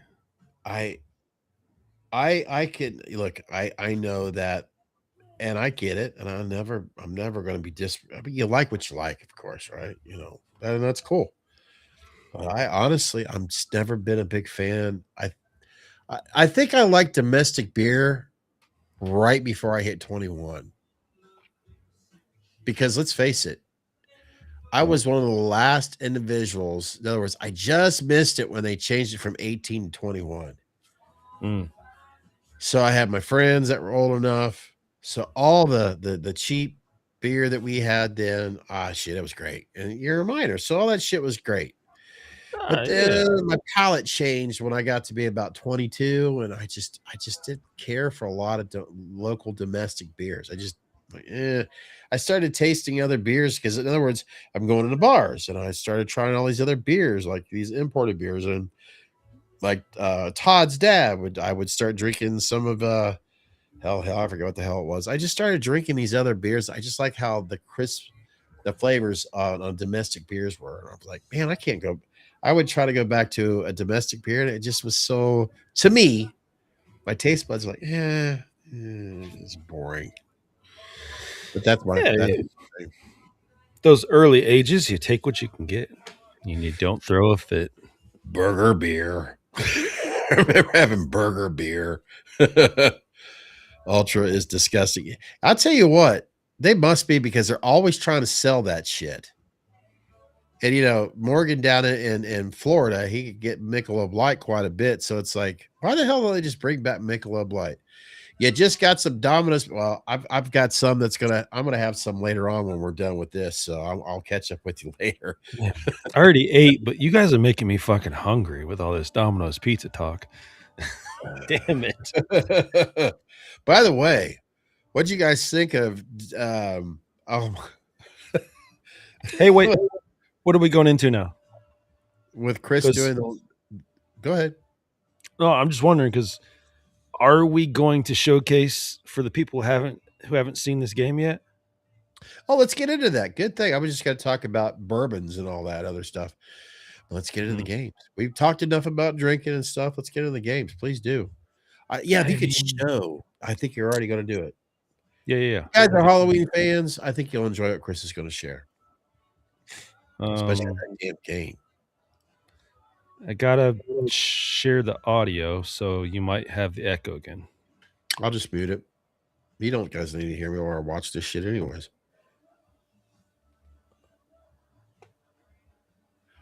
Testing. Nope, wait. Did it work? I got an echo. Oh, I gotta turn it off.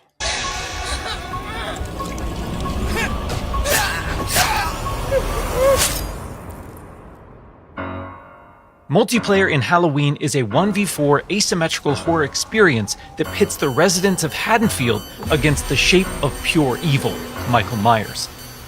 In this quintessential slasher simulator, our playable cast of civilian characters desperately attempt to save their neighbors and themselves from the omnipresent boogeyman, while Michael fixates on stalking and slaying his targets. Halloween provides familiar elements fans of the genre know and love, but we're incredibly excited to pull back the curtain and unveil more details that demonstrate our commitment to delivering our most robust, dynamic, and terrifying multiplayer offering yet. Michael Myers is a creeping, methodical killer, and on Halloween night, Haddonfield becomes his hunting ground. The boogeyman's primary desire is to eliminate every living resident in this quiet town, but he also begins each match with a list of special targets that supply greater rewards if killed before time expires. These unfortunate residents are positioned across various sites in the map, and Michael players are empowered to use their nightmare suite of abilities to locate, terrorize, I love that shot, and ultimately execute their victims and anyone bold enough to interfere with their bloodthirsty ambitions. Killer Sense allows players to step behind the mask and stalk the residents of Haddonfield. When using this skill and entering the first-person perspective, Michael becomes aggressively aware of his surroundings and the proximity of potential prey. By focusing on targets with murderous intent, Michael builds varying levels of stalk, which aid him in identifying and tracking targets and open increasingly satisfying options for executions. An effective killer always keeps their victims unaware of their presence until those final fatal moments. While historically Michael Myers isn't known for his speed, fundamental abilities like shape jump amplify the shape's mobility with hauntingly unpredictable results. In shape jump, Michael slips into the shadows to move around environments unseen.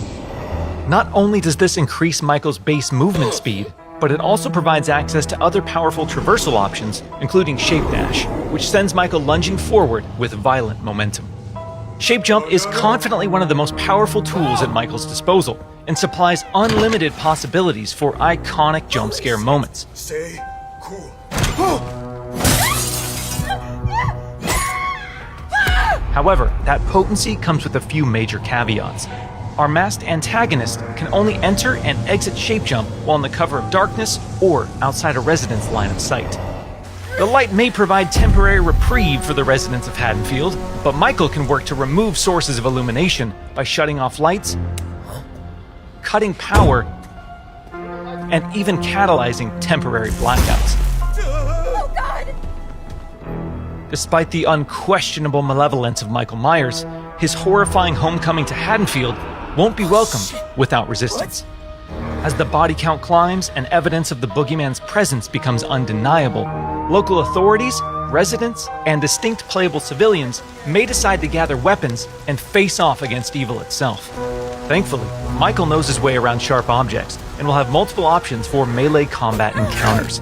And if especially persistent Haddonfieldites do manage to get the upper hand in an exchange, don't worry. How the hell? It's not possible. We've said it once, and we'll say it again.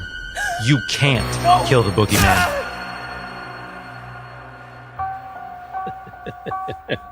While Michael swiftly endeavors to turn Haddonfield into a graveyard, our heroic group of civilian characters desperately attempts to save their neighbors and escape the boogeyman's bloodthirst. As a civilian, it's up to you to find fellow Haddonfield residents, convince them of his malicious intent, and guide them safely to one of several possible randomized escapes located around the map before they meet an untimely end. This distinctive cast of playable civilian characters each comes equipped with unique stats, special traits, and signature personalities. To ensure no two matches of Halloween play out the same, our team has constructed a vast playground of possibilities in Haddonfield, offering civilians a multitude of diverse gameplay systems to aid them in achieving their objectives and surviving the night. As civilians navigate these environments, they'll uncover points of interest, revealing resident NPCs, lootable containers, hiding places, telephones, possible escape routes, and more. Thoroughly and cautiously exploring your surroundings could very well mean the difference between life and death. And when death comes to your little town, it's probably not a bad idea to head to your neighbors and contact the local authorities. Civilians are tasked with tracking down surviving residents and warning them of the looming threat. Successful conversations with residents can permit civilians to request additional calls to police, commands to find secure hiding places, or companionship as they navigate the formerly peaceful streets of Haddonfield. Should we stick together? Maybe we're better as a team.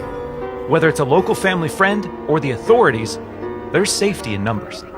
Once the innocent residents of Haddonfield have been located and persuaded, it's time for the civilians to plan their harrowing escape. Lootable containers scattered throughout the map contain weapons, distractions, and key items that can be used to unlock and access a variety of possible escape routes. The location of these items and escapes changes from match to match, so civilians greatly benefit from adjusting their strategies based on the objects uncovered. It's also worth noting that initiating these escape sequences generates a tremendous amount of noise, which will alert Michael to your exact location. So what happens in the likely event that a civilian becomes another display of Michael's wretched, inhumane nature? Well, their Haddonfield story isn't over just yet. Even in death, they can support their friends and even return as a sheriff's deputy or the unrelenting Dr. Loomis. Once they've re-emerged upon the streets of Haddonfield, they can cooperate with the remaining civilians and responding officers to try and put a stop to Michael's murderous rampage. Freeze where you are, Michael. You're coming with me. While he can't be killed, with enough community resistance, the proper equipment, and sheer manpower, he can be detained and shipped back to Smith's Grove Sanitarium. Halloween is a legendary film with a genre-defining legacy, and our mission has been to bring the film's unsettling sense of dread to our asymmetrical horror sandbox. By empowering players to control the tension and stage the scares, we're building a multiplayer experience designed with replayability at the forefront. We'll have more details to share regarding character progression, character traits, customization, proximity chat, and more thrilling gameplay features in the coming months. But we can't wait for all of you to join us when Halloween launches on September 8th, 2026.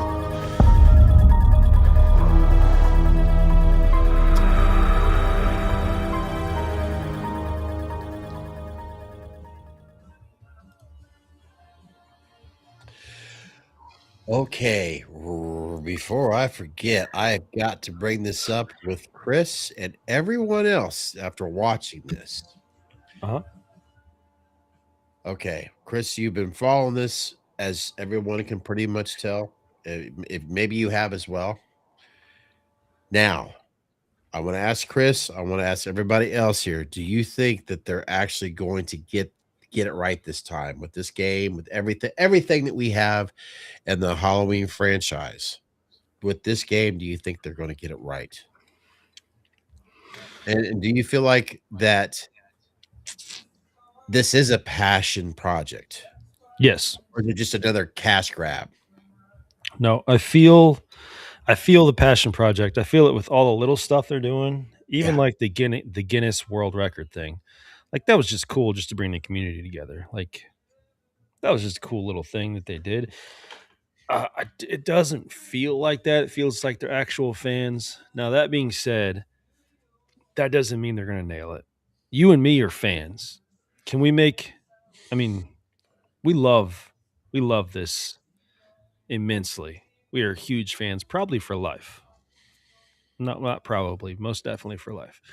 8 years old, 56. Yeah, that's a lot of years. I'm serious. I mean, I'm being serious. Think about that. I mean, take a moment. 8 years old. I seen Halloween 78. I'm going to be 56 in June. It's still my all-time favorite. Now that being said, could we make a good game?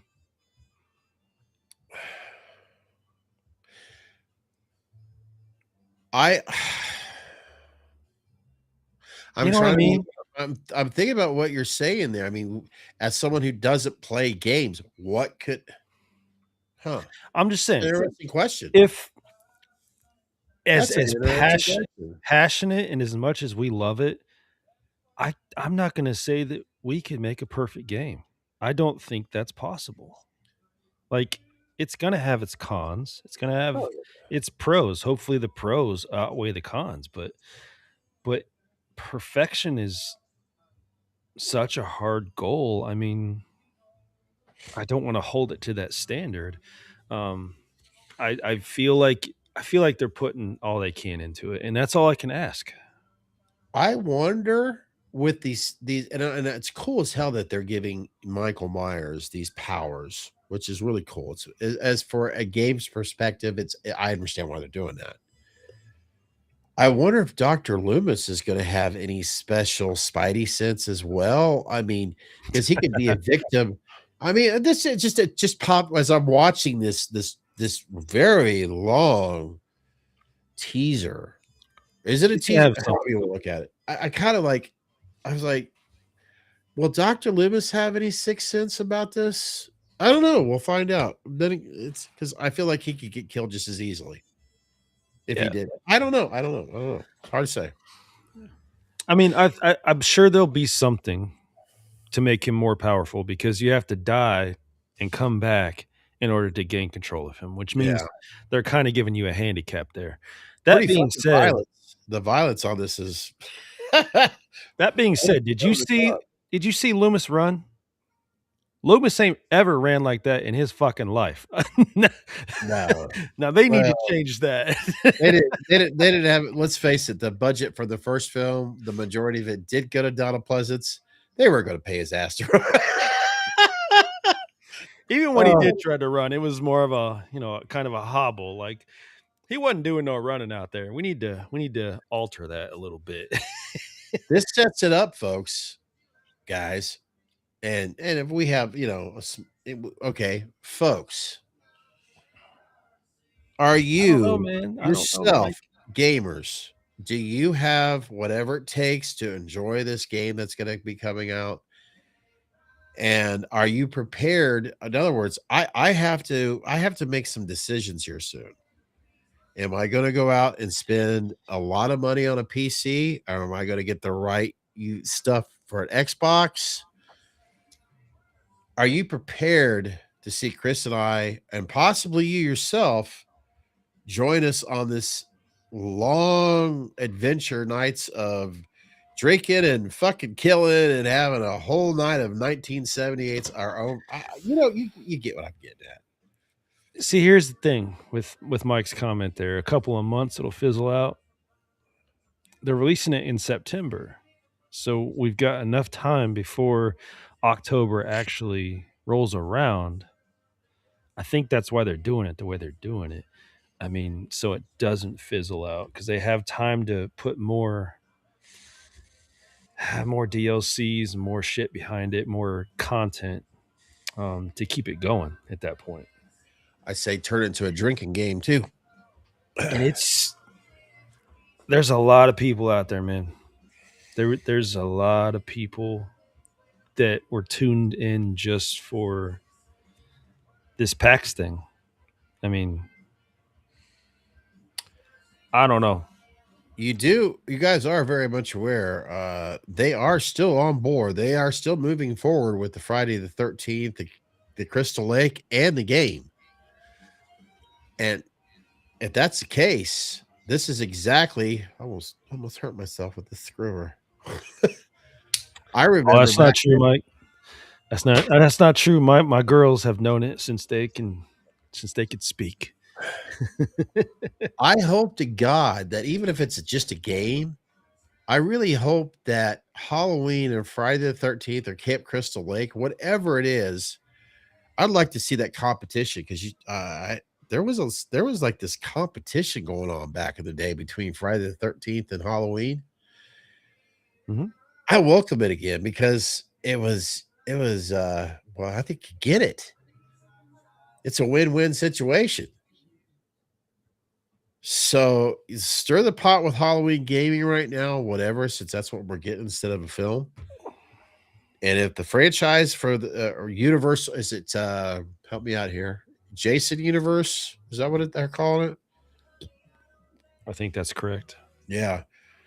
In other words, trying to make it the Crystal Lake series, which there's going to be other directors. Of course, the guy who was involved with the It, who was directing that series, whatever the fuck it's called, Dairy.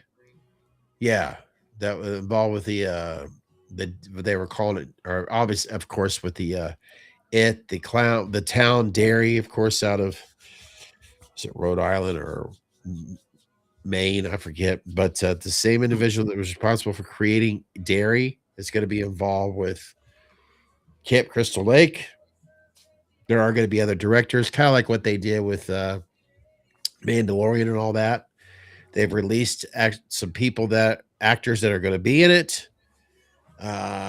So everything is going forward. The only thing that's taking longer is the game because it takes longer to do the game. And they haven't given up on the film itself still, but the series is what they're really pushing forward to. Is a prequel.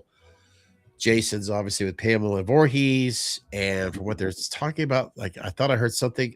Now this is because of all the shit that we are constantly hearing with the Friday the 13th franchise, which of course Crystal Lake or whatever, they can't use Friday the 13th name, but Pamela Voorhees apparently she was a dancer.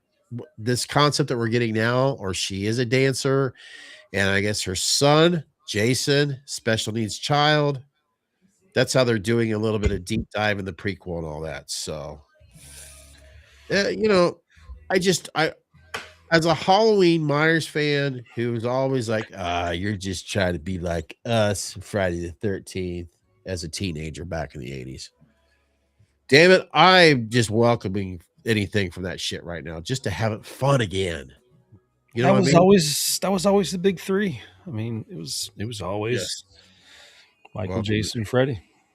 Because let's face it, as Meyer fans can't help but admit, but Jason is a badass motherfucker, and he looks like a badass. And we may not see that concept in a while, but I think I got to cheerlead on this Camp Crystal Lake series because I believe, come on, if it does well, then they're going to push forward on the other stuff too. So they will. I think they're feeling stuff out. I don't know why all these companies act like they're fucking scared. I mean, at least Blumhouse knew, like, hey, we need to create a feature film from this. At least they had the balls to say, we're not going to do, a prequel. We're not going to do this, that, and the other. We're not going to do a series. We're just going to bring Michael back to the big screen. We're just going to do it. And they did it. And now they re-energized this genre a little bit for the new generation. Everybody knows who Michael is now again. And I feel like it might just be, It's you know, Dick history. Castle's son. Huh? Maui. Sorry. Oh. I'm being stupid. That's all. That's not, it's been 5 minutes since I said something stupid, so I have to say it now. Sorry. Okay, fair. I just feel like it's like Scream. Scream felt like a feeler. It feels like they're feeling out. They were too afraid to bring back Stu, it felt like. So they felt it out, and I think that's what we're going to get in 8. I think it was a feeler. Let's not really bring him back. Let's use AI and see how the crowd reacts, you know? I've noticed that more and more people are like, we'll use AI at a certain level. People are, we're still on the fence about it. I like it for some things, but I don't like it for a lot of things. When it comes to AI, we still have to get it figured out. We really do. Oh yeah. I just don't want AI to take over creativity. That's to me, that's why every time that's brought up, Chris, I'm sorry. I apologize to everyone out there. Whenever I hear AI, I automatically start going into that AI shit. AI, don't take, speaking of art, that's not AI. I know I'm taking a sharp right turn, but it's going to make sense. I hope you guys can appreciate this. Uh-huh. But I'd like to share something that's not AI related, and it's an unboxing right now because I almost forgot about it. And I've been really itching to open this up. That's what she said. But I've really been itching to open this up. I'm sorry, it's not a hockey mask, which I will own someday. I want part 3 hockey mask. That's the only one I care about owning. I'll be honest with you. And I'm reading your comments, guys. Chris, if you could share what's going on. But it's square. So it kind of makes you think, ooh. No, it's not a pizza. I wouldn't do that to you guys. I wouldn't do it to myself.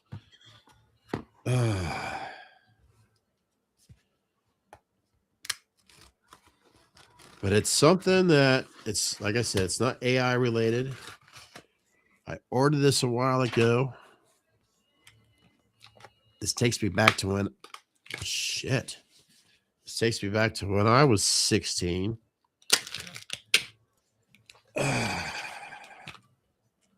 You know what I want this to do? Restream, if you're listening. I want the comment section to pop in like this automatically. Can it just pop in automatically so we don't even have to select it? Oh. That's what I want to happen. Yeah, there might be a feature. Okay. Just the last comment. Do you guys get an idea what this is?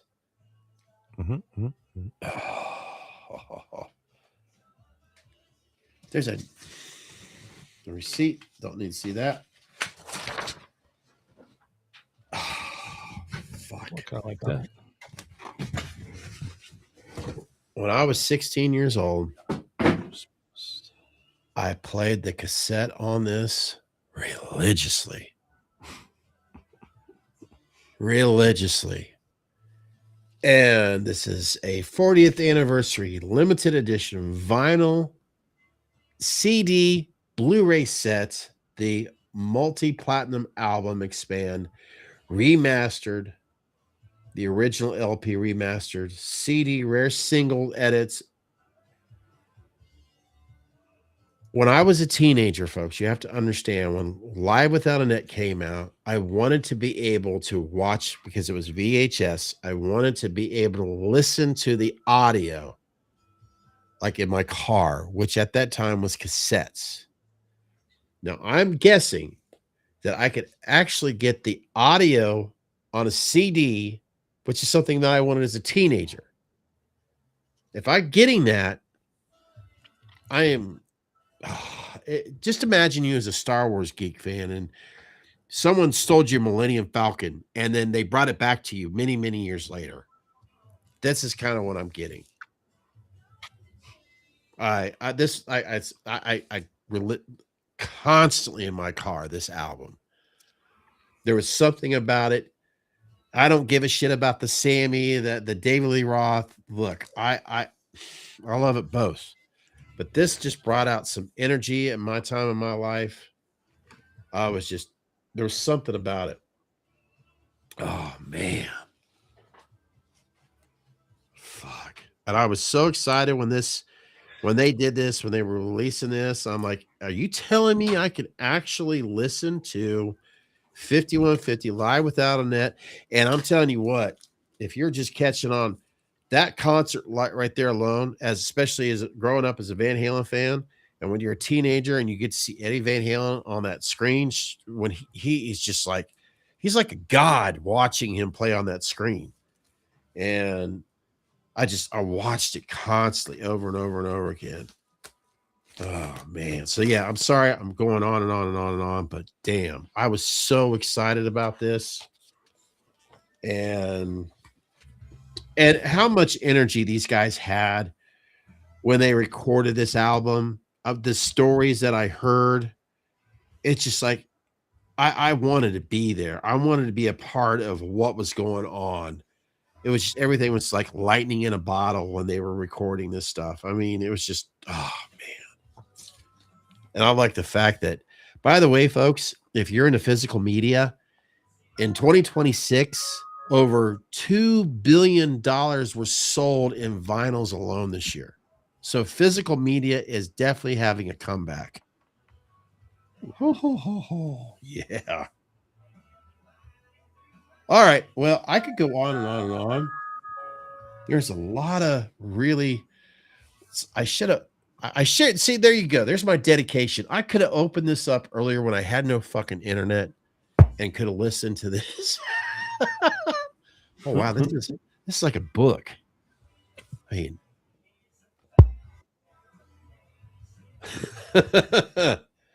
so there you go. I know it wasn't a Michael Myers mask. I know it was a total, I guess you could say 360. But folks, this is, as you can very well see, it's not just Michael Myers. It's always been Van Halen in my life, and I'm very selfishly enjoying this moment. So, as you should. Yeah. Because before we hit that live button, Chris was just having fun enjoying certain music in his background. DMX. Sorry, I feel like all of a sudden the room got really quiet. Did we get to see the vinyl? Oh, fuck me. It's got an 84 Floyd. Oh, sorry. I want to shut up. You guys don't care about that stuff. I'm so worried about getting this stuff out of here. Oh man. So I'm even going to go out and buy a new turntable. I'm actually thinking about investing into a $1,200 Technique, which is ridiculous. It's ridiculous. Oh yeah. I'm just going to get another turntable. Fuck, I don't need to get a $1,200 Technique. It's something it's just black vinyl. But this is something I wish they would have done back in the day, because it's 180 grams. It's just, it's so thick. And this is the kind of stuff we should have had back in the day. So no internet needed, no AI needed. These are true musicians that didn't need AI. And I'm going to say this for Chris right now, because I always kind of interrupt asking questions. Something tells me DMX would have not had AI involved in his music as well. Oh, never. He would. I mean, for lack of a better words, he'd rather be dead than use that. Because you could start to you could be an understudy and listen to DMX, and you're like, nah, there's too much natural. There's just too much natural tone. He's someone like other individuals that it was part of his era. It was all about poetry. It was all about writing. It was all about being a part of the experience, being in the studio, whether it's alive or not. It was about being involved with the music. AI, you can't do that. You just can't. So, sorry. Yeah, So, it's AI, that's unfortunate. where I went. So, oh boy. But yeah, yeah. So Van Halen's getting more money from me as always, and there'll be, which I will have a new Van Halen album coming out that Alex. That's wait to be seen yet. So, all right, where were we? I'm sorry, where were we? Okay, yeah, here we go. Here, oh, I see some Van Halen stuff coming. Ain't talking about love. So of course, that's from Van Halen 1. Yes, that's a great for anybody that's wanting to. If you're wanting to learn how to play guitar, that's a good one to start off with. Just the basic courses of it, which I'm practicing on that now. Ain't talking about love. That's kind of like, dude, that's just an initial, Van Halen song from that, and then of course Unchained. Fuck yeah, that of course is from, Fair Warning. They always say Van Halen's darkest album. Oh man, sorry, I'm trying to get this. I don't know how that fuck was in there, but I think it was just on the back. I think it was. But yeah, the CDs. Oh, Blu-ray. Need glasses to read that part. Something about raritist remasters. Oh, some other blurry shit. Yes, I'm gonna enjoy listening to this stuff. It's gonna be mostly the fucking album itself, but just I have Lie Without Net on VHS. I already have it on Blu-ray, but It sounds like you got your Sunday planned. yeah, I do. Yeah, see, yeah. Oh man. Yeah. And I will second that, Daniel. $300 for this Floyd Rose. It's called a 1984 made out of jerk. I'm sorry, what were we talking about? I was saying I second Daniel's comment. It's just He's drunk. no. Oh, he's not. No, he said Oh, I had it up on the screen. He just said it's too bad, sad. DMX and Eddie are gone. We've yeah. lost a lot of greats, man. But Yes, we have. at the same time,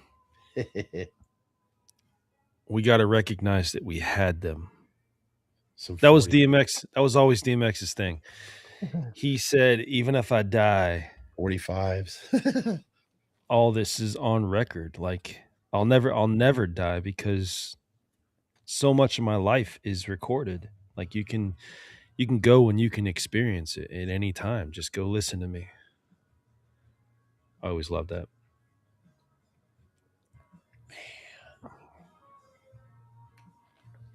Sorry, I'm just really enjoying these photos.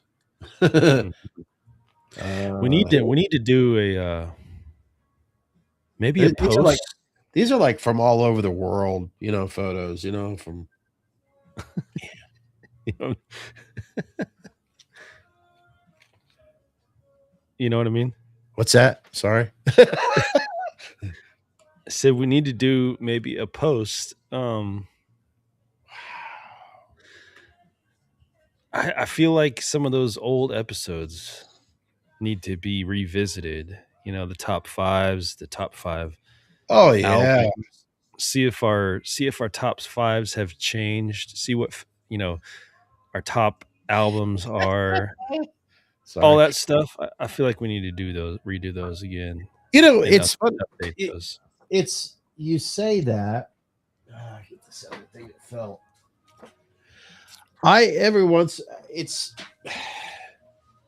That's kind of what we started on, was just the whole idea of chasing the physical media and how much they mean to all these different things mean to people, brick and mortar stores, all our stories that we had back then, and just getting in a bar or a man cave with, a fellow guy and just sitting around, and the conversations you have when you're just having a couple of drinks and being with friends. Yeah, I do remember this being in the album of the year. That was Van Halen, with all the wonderful success and wonderful music that they had when David Lee Roth was with them originally. And there was some great music, because let's face it, I think everybody says Van Halen, their first album, is the one for them, and I get it. I still go to that one probably more than the rest of them. But this was their first official #1 selling album, and it was like their #1 album for like 8 weeks in a row and shit. And you don't get that this day and age. And I'm not saying that about Van, you just don't get that in general this day and age. It's not albums, because the short attention span is 30 seconds per song, because they listen to their music mainly through, as we all know, these.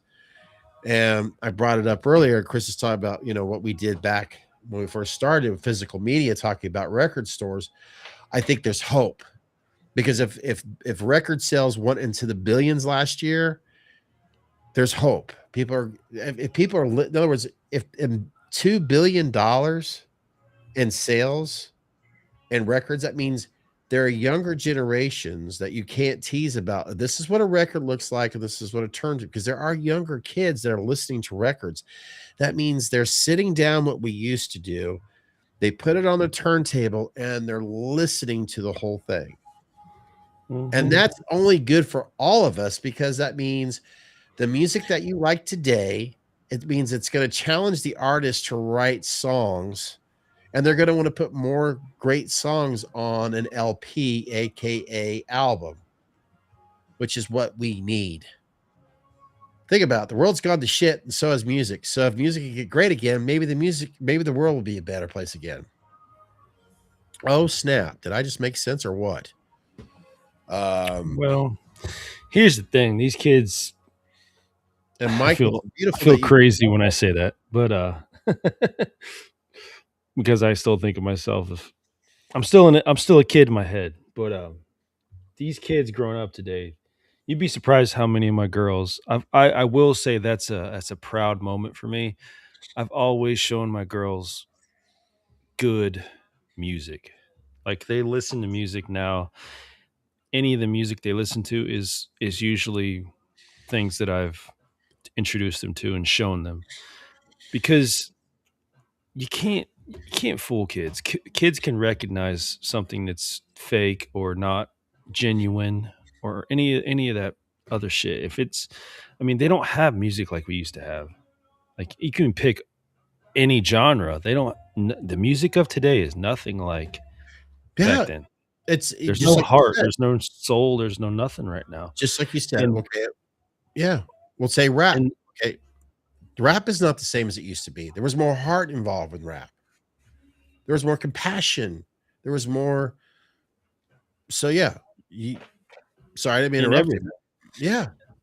In everything. It doesn't sound that was how they got to where they got, because they put their everything into it, their heart, their soul, their body, their mind, everything into it. That was their lifestyle, that they projected their success. So at that point, it's kind of being handed to, I don't want to say handed to, but all the technology we have nowadays makes it so much easier that it's kind of handed to a lot of these artists. And they don't respect. It's like going back to the silver, the kid with the silver spoon. He doesn't respect anything because he's had everything handed to him. That's where we're kind of at with things. And kids today listening to shit, you can look at kids that are my girl's age, possibly younger, or you can look at kids that are, coming up into their 20s. It's all the same story. Like, they don't respect what's going on. And 9 times out of 10, they're listening to fucking Creed, Alice in Chains. They're listening to old stuff Creed, grew up on. Alter Bridge. Oh, everything. Because I work with a whole bunch that are in their 18 to 20 range right now. Dude, I will show them certain songs and then I'll catch them, a week or two later, and they're listening to it while they're working on job sites. Like that's how it goes. Like when you experience music with soul and meaning behind it, like you're changed. Mike, you were talking about like the underground. If you think about it, underground really started a lot with the blues. It really did. Southern blues music was all underground. And a lot of Europeans, especially in the UK, they fell in love with that stuff. We'll say popular bands, for an example, Led Zeppelin, they fell in love with the underground blues. And then that's kind of like Sun House, man. Sun House, some Otis. Oh man, come on. Oh yeah, all underground blues. And then punk rock was like that. Then you think about the Beatles, it was all underground. People in the UK could tell you better than I could. But let's face it, Beatles is worldwide. They know their Beatles shit, and that was all underground shit at one time. Rock and roll had its and if you think about it, back in the day, these kids, I'm just going to be an asshole. These kids today that are getting their sampled stuff through pop and hip hop, they didn't go through the underground shit that their forefathers went through, like say back in the 90s and the 80s and the late 70s. When it came to, we'll go to the hip hop, we'll go to rap. It was all underground, just like their forefathers with the blues, with the rock and roll, because it is all rock and roll, period. Today, I don't think they understand what that's like. It's all produced for them. So that's what sucks, because everything back in the day, it was all one thing. It had a genre, but it was all under one thing. It was all basically rock and roll. Today, it's like, I will second Mike's comment there, man. East Coast Underground was the best in the 90s. I do love me some West Coast certain artists. I do love, but East Coast has my heart. I've met dude. It's all in Tennessee. I've met KRS-One. We've had discussions and shit. Like we actually met him when we had our B-boy group. Like what a fucking rock star he is, dude. But Bridge is Over, Queensbridge, come on. Fucking Mobb Deep, dude. Oh man. I always had a real soft spot for Rakim though. Rakim was fucking great. Rakim could sling some shit, dude. Hey Daniel, I'll answer your question by saying 13. Daniel, so I actually went to the Cash Money Millionaires Rough Riders tour, which I went there specifically because X was going to be there. Cash Money came out, they did their thing. I saw Lil Wayne when he was like fucking 14 years old or something. I don't even remember, dude. Anyways, he came out, they did their thing. That was cool. It was like, that wasn't really my jam. Juvenile was hot at that time, I think. But yeah, a couple Rough Riders came out. Eve came out. Drag On. X didn't come out. He wouldn't come out on stage. And man, we about rioted, dude, because he just wouldn't come out on stage, and he was like in his hotel room and didn't want to leave. That was X. X feels like he doesn't need to show up and do a live performance. Like what he's given you in his albums is like the code to life. Like he put so much into his writing and his albums and his music that he felt like that was enough. And X was like a big kid. Like, man, if he didn't feel like doing something, you're not going to make him do it. Like he was not that dude.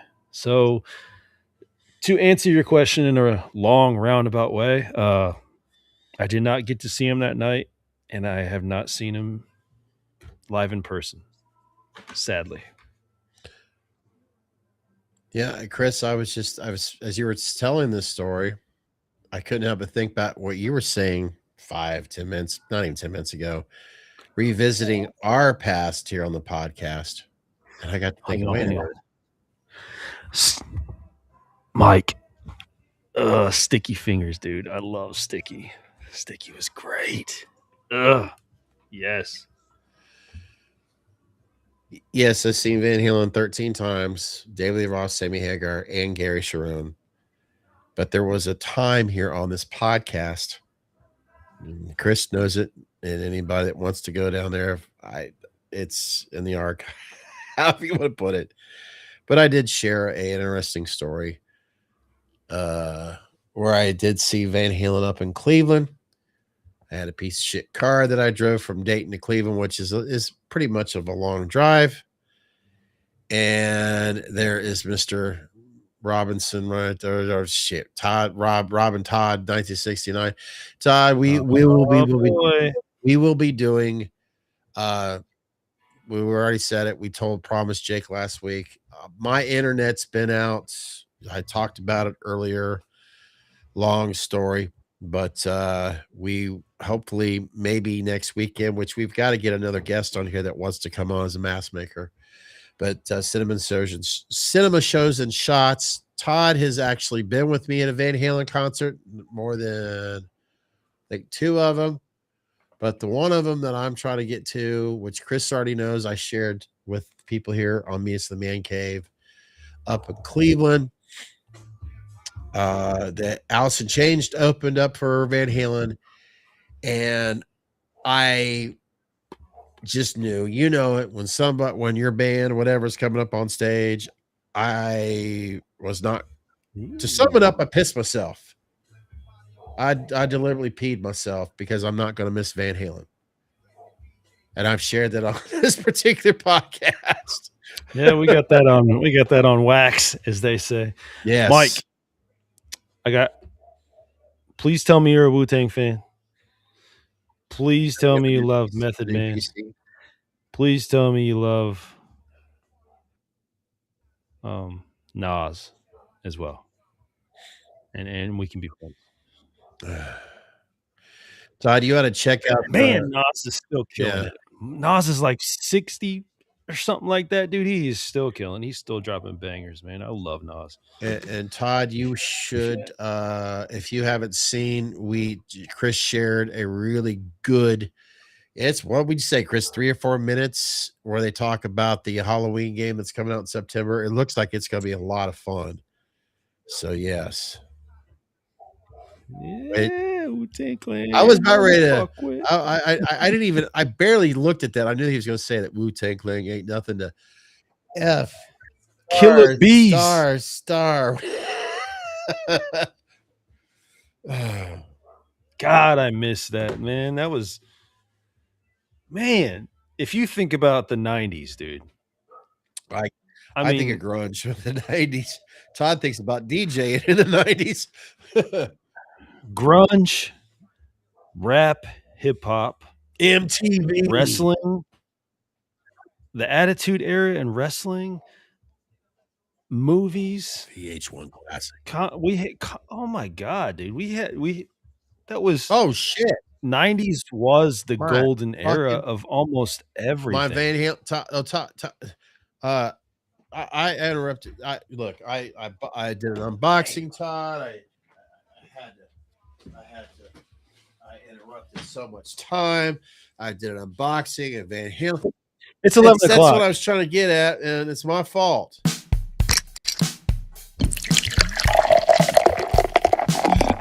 Oh shit! Music.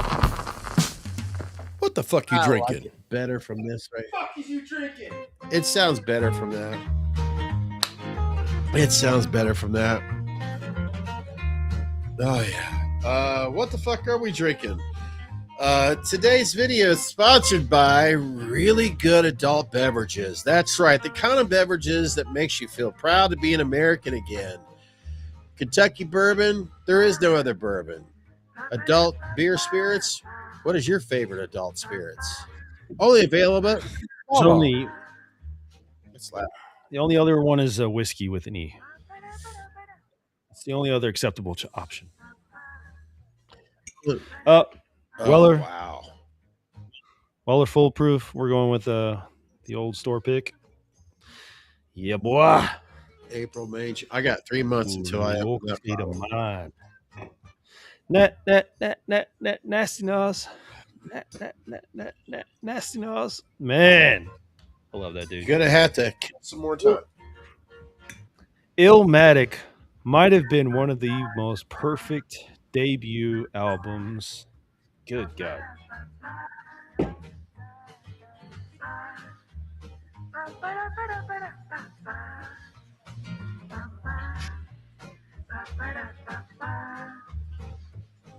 It ain't hard to tell.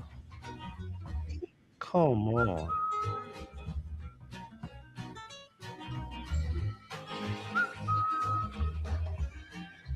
Oh, damn it, shit. Still got music on? Okay, good. Oh yeah, I'm gonna watch this.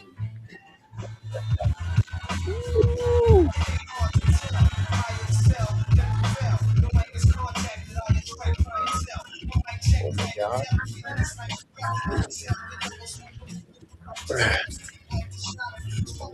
So, oh, Chris, that's a train wreck. This is just. I'm sorry. It's just. It's Chef's kiss. It's beautiful. no, it was just like I come in, I hear like, I'm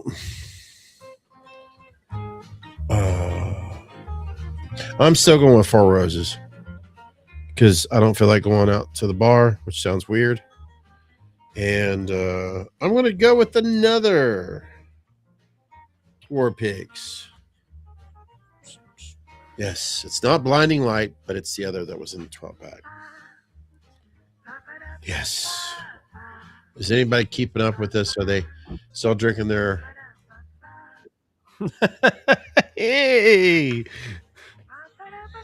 this Corona tastes like piss water too. Damn. Did you put a lime in that thing, man? Put the I Chris, no offense to you guys, but I'm kind of wondering if we're ever going to get some other IPA crafted beer drinkers on here. To each his own, but still. People that want to make the argument of I like to drink American or something like that. I don't know. That's what's always killed me. That's the shit that has always killed me because you're talking about global markets. That's right. I did. You're talking about a Budweiser. That's technically a Belgian company. Like, hang on a second now, brother. You can't get more American than a craft brewery. It's literally an hour from where you live. That is American. That is a craft brewery. That is it's hard to get more American than that. Lord knows we got a shitload of fucking crafted beer around here. That is for sure. We are spoiled ass rotten in this apartment. From Dayton to Cincinnati to Columbus, and I'm sure there's other cities involved too. Hell, Yellow Springs. They have their distillery in Yellow Springs that also sells in Columbus.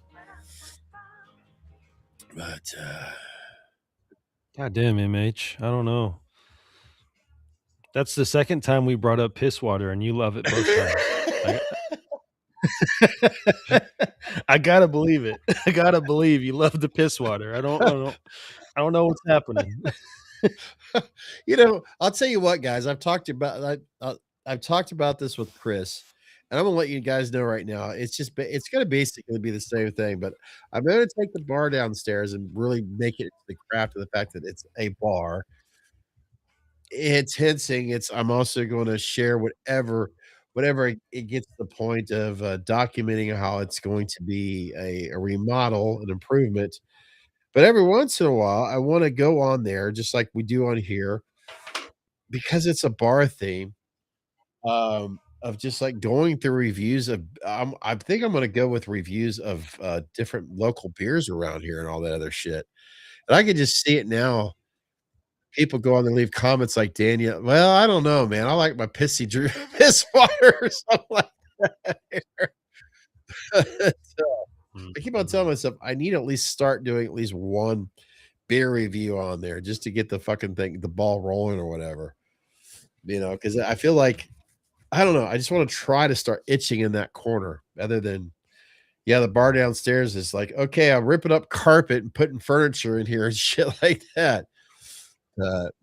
Well, if I come over and if I'm working on anything, you're gonna have to get me drunk. Oh, so that'd that's be when we're cool gonna to do do. that I've episode. always said it'd be cool to do a podcast once I get the booth in there and shit to do a podcast right there to whatever. I don't know. Hell, we could even just make it meet us in the man cave. Just having a podcast out there would be so fucking cool.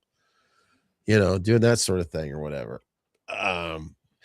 But then again, I just may have that channel for what it is. I'm not really worried about it. But yeah, that I did want to ask you guys this since we are talking about this. Apparently, I mean, somebody said, I don't know who it was, but they really enjoyed the last video of the review where it seemed like it was more focused on what bourbons were we tasting? Oh my God, especially that double, the oak barrel.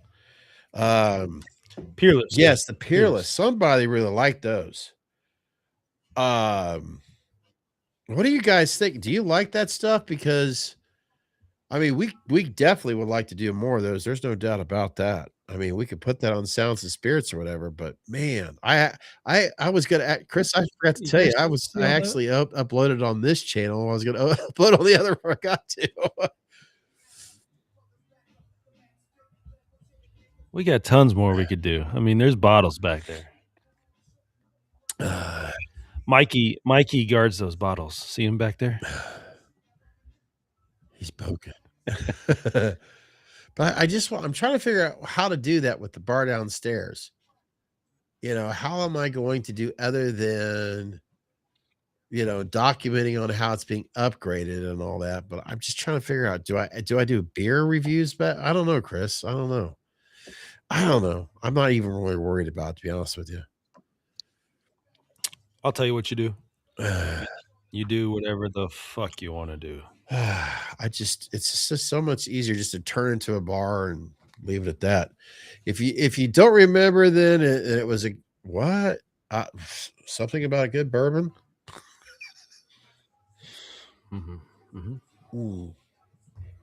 All righty, folks. I guess.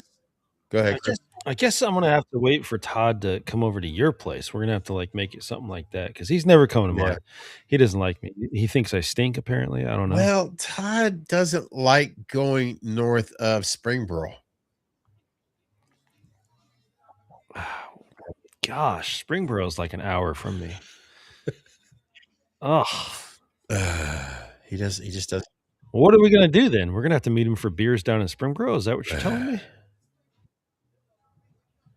If you build yourselves, you could judge the beers and put them on the shelves. Those shelves are going to be for the beer stays in the damn refrigerator. The shelves are going to be for something else. That's right. He does got a Cedar Point. If he plans ahead of time, he might be able to do it. Oh, I'm sorry.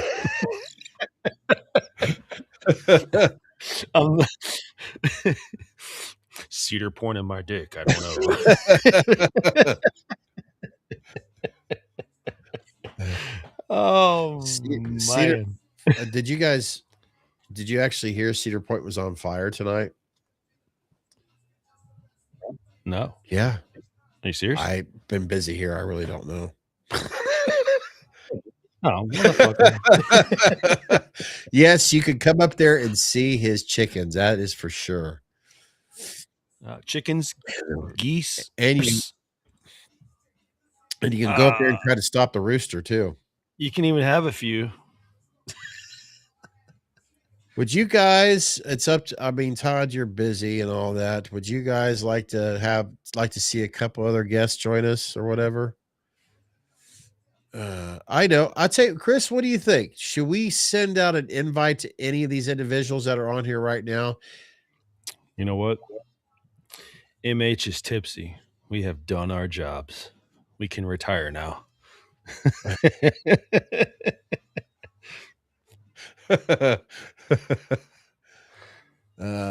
That's really what we'll text each other during the day, usually on a Friday or a Saturday, and we'll say, "Do we want to fuck people up tonight?" And then Scott will say, "Yeah, I think I want to fuck people up." And then we say, "Okay, that's Pretty what we're much. gonna do." Because my son his bowling season doesn't start until September 11th, so I got more time to fuck you people up. So, but yeah, in all seriousness, while Chris and I, let's see, what time is it now? I don't have my damn watch on me. I got a damn phone right here. While we're on here a little bit, any of you, and I'm sorry, Mike, you're be like, yeah, fuck you, I can't get on there. But do any of you that are here right now, do you want to join us here on the live stream other than the chat room? You've got, it's really blurry. I'm sorry. Oh, you know what? I'm gonna put some fucking Bee Gees on. Let's put some fucking Bee Gees on right now. Let's see here. I'm gonna really tear this up with some Bee Gees. You guys are just gonna, I don't even remember that. Work my thing. There we go. America's Nightmare. Oh, come on. Why can't you? Apparently my keyboard doesn't work. Really? What the fuck? This damn battery dies on it quickly. Yeah, for some reason. What the fuck? I can't even type a letter into my damn.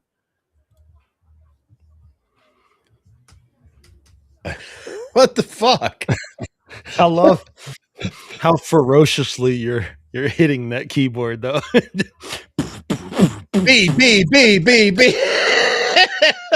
Oh man, I don't know what the fuck's going on. It sounds so fucking helpless. It's just sitting there fucking taking it. Yeah, I'm trying to do I don't know what's going on here. I even try to tap it. Tap it. This is beating the shit out of it. I don't know what the fuck's going on here. We'll start calling you Ike. Okay, Tina. You call your keyboard Tina Turner. Okay, that just goes to show you that this is a damn good microphone, because I was like, kind of like, that's wow, I don't know what the fuck's going on here. It doesn't want to do anything.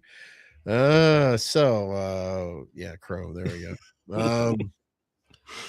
Yeah, I was gonna tap that ass.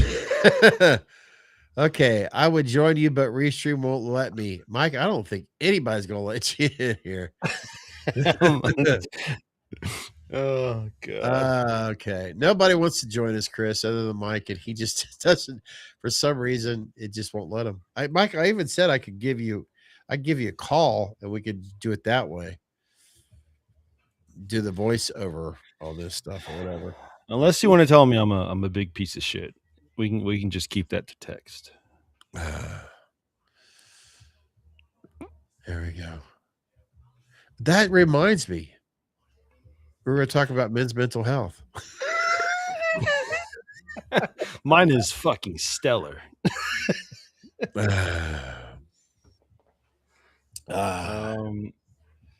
Fuck, man. Mike, I really want you to come in. Mike, can you look on your phone real fast? Go to settings, go down to apps. Oh, dang it. Wait, it's not an app, is it? It's on your phone and your settings when it comes to but Restream wouldn't be, right? It has it's just Restream. It's on his phone. Just goes through the web server, right? Yeah, it's just a web server. It's for some reason when his phone comes, when you're trying to, it's showing no audio source. I wonder if Safari. Make sure you're using Google Chrome. Yeah, that's very interesting. Make sure you're using Google Chrome. We always forget to tell him that. Well, can he if he's using his phone? He'd have to have Google Chrome app on his phone. That's That's the issue right there. I didn't even think about that. And my keyboard, for some reason, is not wanting to work right now.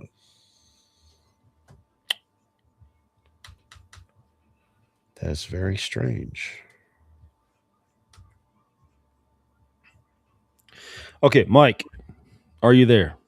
I need instant feedback. Go to settings, obviously. Go down to apps. Scroll all the way down to Safari. What the hell? And once you're in Safari, scroll down, and then you're going to find something that says settings for websites. And you're going to see your camera. Switch that to allow, and then switch microphone to allow. And let's try this again. But yeah, Chris, you do bring up a good point. He's going to have to use. He's going to have to use Google. I mean, does he have to? That was the thing with Riverside, I know, but I don't know about. They even recommend it with Restream. He's going to have to use Google Chrome. I mean, he would have to. Then again, I didn't use it on mine. Now that I think you didn't use it on yours, and I don't think Jake did either.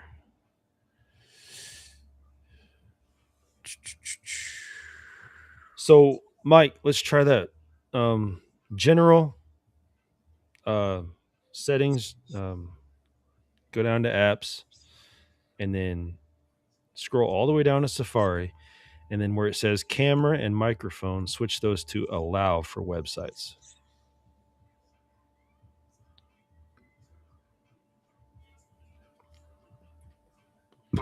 I'm going to take a picture of it, and I'll send it to you, what you're looking for.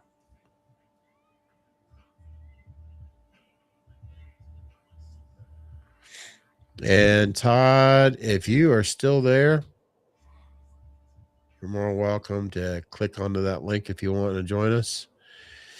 And Jake, if you are still there, say something in the chat room real quick. So I know you've been here with us, but I'm not sure if you're still here with us. Come on, motherfucker. Get in here.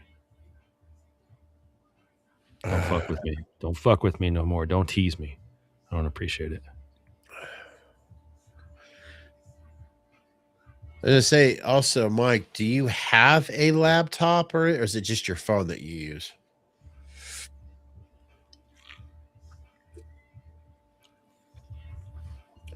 While these guys are trying to figure this stuff out. Jake,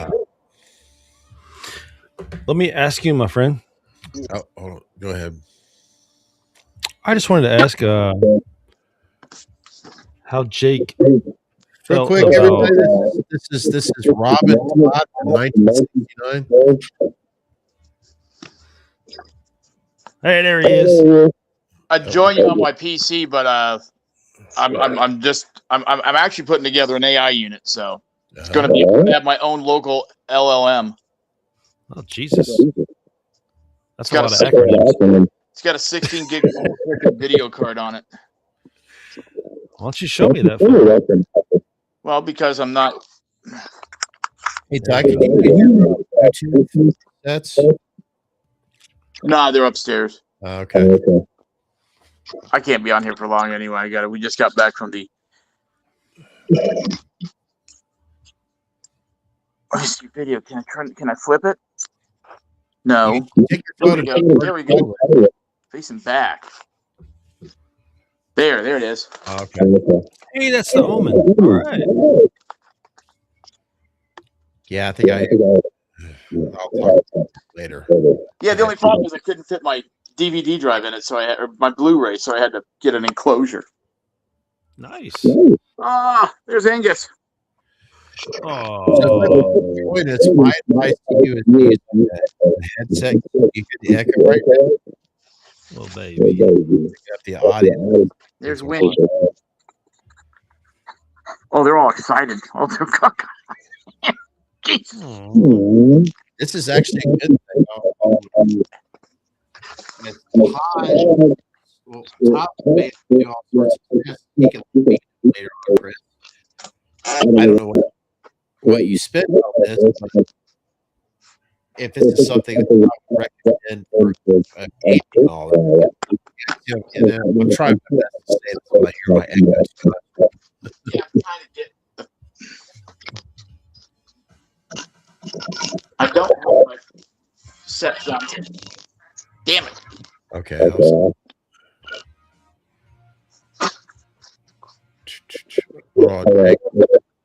Yeah, it's the phone or audio. Well, that's all right. I'm gonna jump off here anyway, guys. Good seeing you. All right. I miss you, Jake. I'll tell you what. All right. Okay. See you guys. Take her easy. We'll see you. Bye. All right, Jake. Hold on, buddy. So yeah, if you ever join us, your best bet is to use like either Bluetooth headset or microphone or plug a. Actually, I'd recommend a wire into your phone if you're going to use a phone, because that's what he's. Todd's phone is picking up the echo from Chris and I from the audio source, so that's what you're hearing. Jake. In other words, hold on a second, Jake.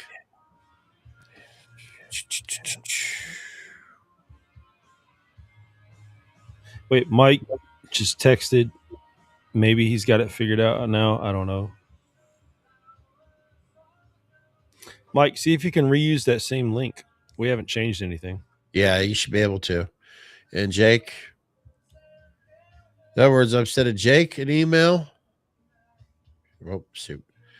Live stream. If we give it a. And Jake, when you. For an example, Todd has an Android. Jake has an Android. I have an iPhone. And I didn't need. I remember when I joined over at Chris's house, I don't have Google set on my phone. No, I'm using Duckstream but Jake just went straight to it. It was fun. Yeah.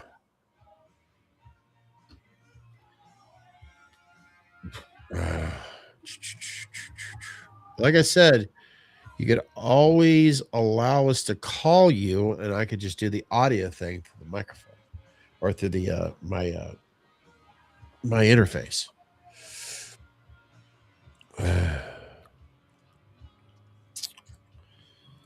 If Mike wants an email, though, I will oblige. Yeah. Shoot, I forgot what I was going to say. Give me a second.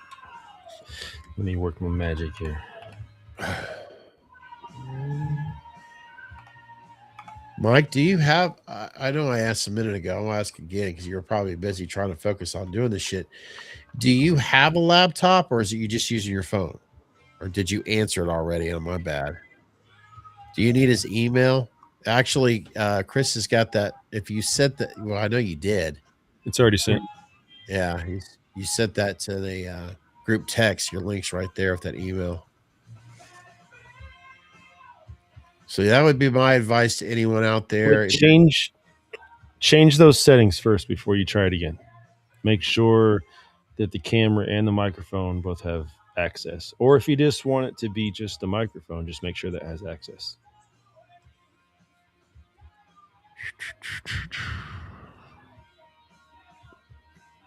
Oh, Jake, did I say I sent you a link, Jake? I'm sorry.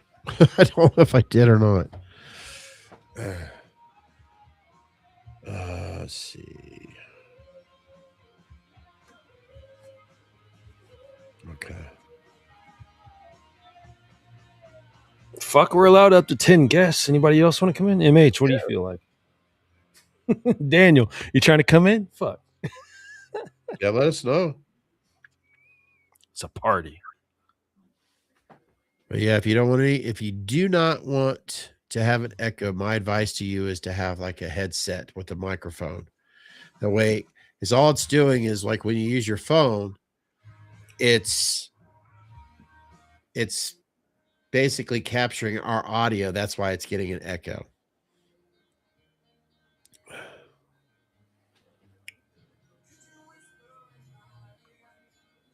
Wait a minute. Let's give a shout out to our sponsors at Mass and Gilbert. There's always that. Wait a second. No.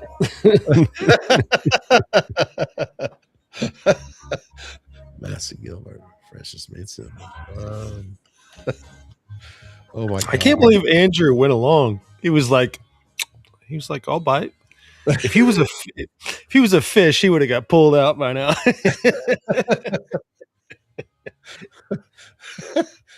The thing of it is, I literally do remember going back doing that, and it's been a while since we've done anything like that.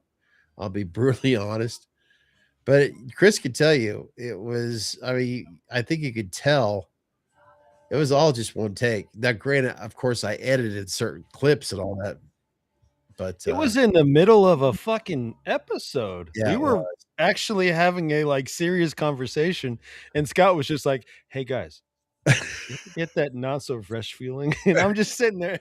I went from talking. I don't even remember what we were talking about. I think we were talking about something music related, and I was just like, you ain't getting me.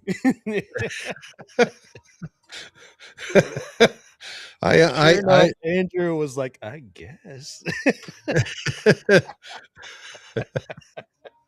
I honestly, the funny thing of it is, oh man, I really don't remember what the fuck we were talking about. I just know that, okay, I'll ask all of you guys out there, how many of you could just be in your bathroom and all of a sudden these ideas just pop into your head?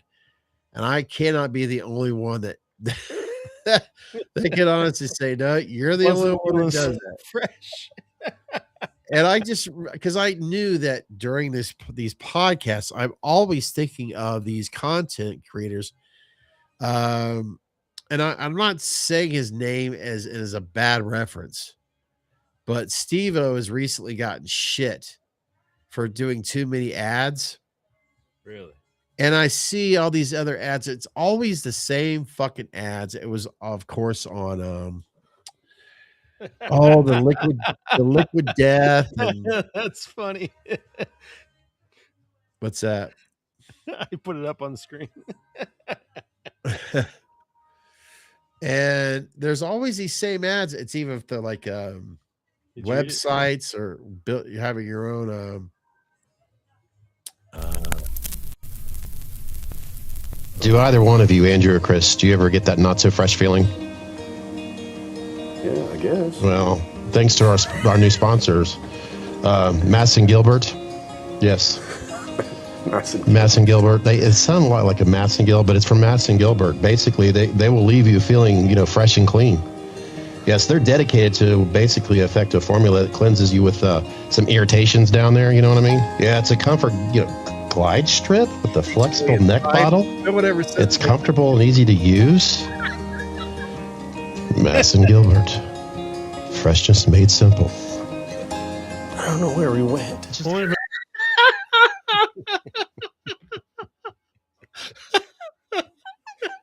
I don't know where we went. Oh, as soon as you said glide strip with a flexible neck, I was like, oh,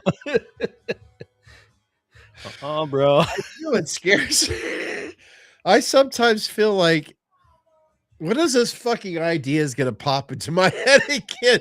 Because it's been a major dry run. Because I maybe I need to start watching Chappelle's show again, honestly, because the skits and all that, they're inspirational. And I love, guys, in all honesty, we sit here, we talk about horror, we talk about Halloween, the games and music, but a thing I probably love more than anything else is fucking comedy. and I don't get a chance to really use it that much.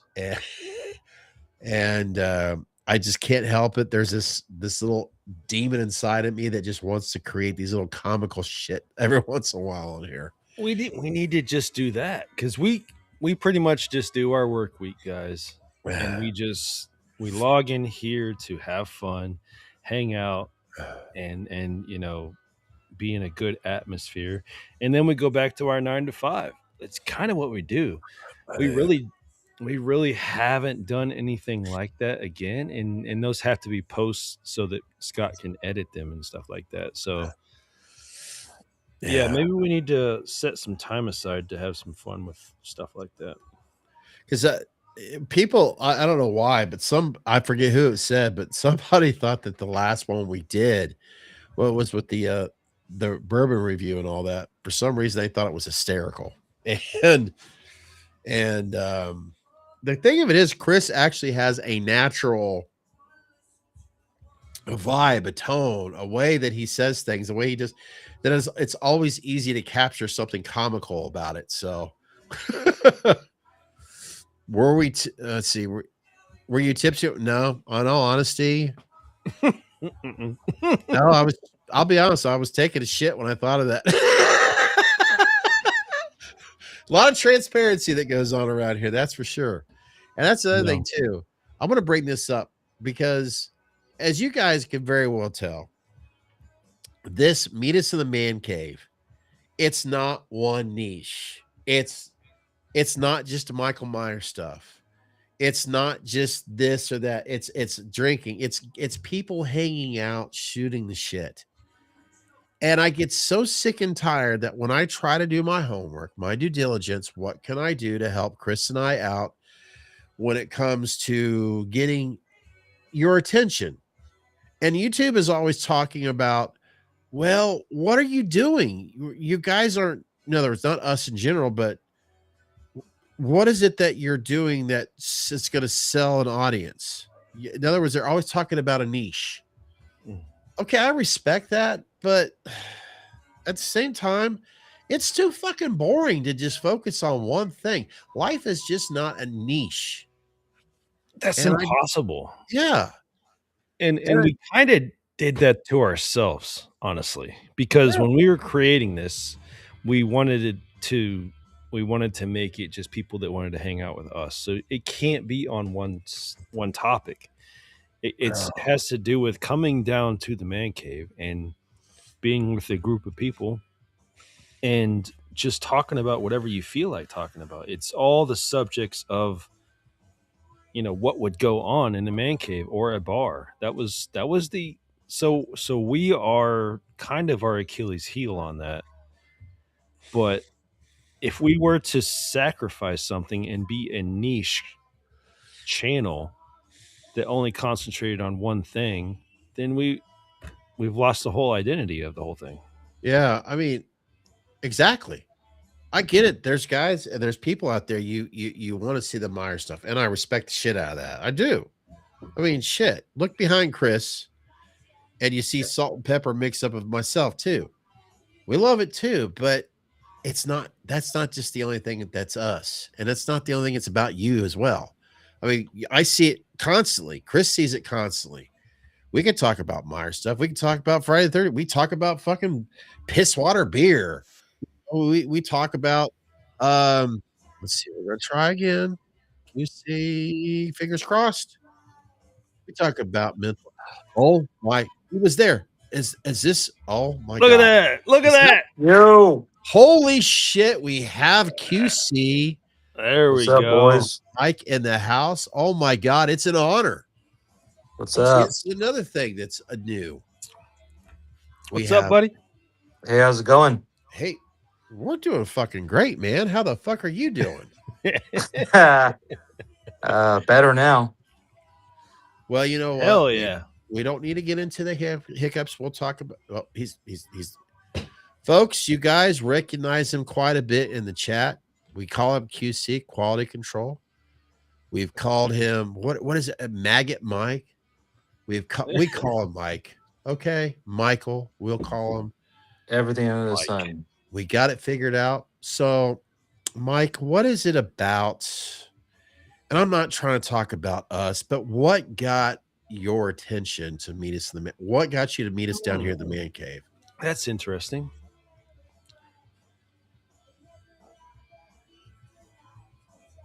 Did he lock up?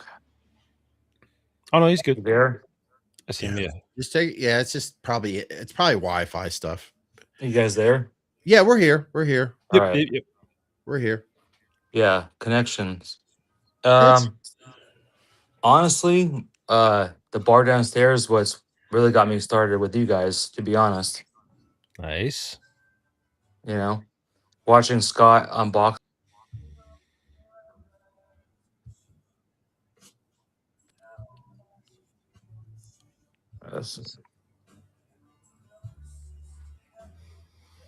You're good. You're back. You're good.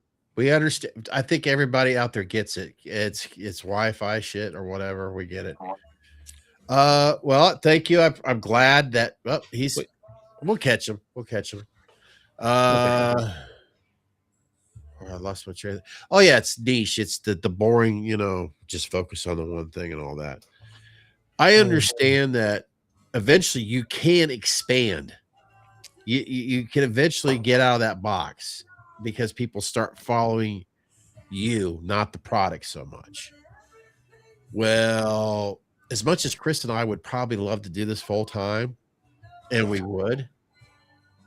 So the best way for Chris and I to do this full time is to jump right in doing what the fuck we love doing. And that's just the whole world. So if it's meant to be, it's meant to be. And we appreciate the fact that you have joined us. We appreciate the fact that you do take the time out of your busy schedule. I mean, shit, right now it's almost 12 o'clock midnight here. And you guys come and catch us. And, I don't care if it's just so many. That's fine enough with me right now. So I do. I think the fact that you do support what we do down here. And if you think other people out there would enjoy what we do here, let them know what we're doing and have them come join us. Meet us down in the man cave. Dump. Yeah. So.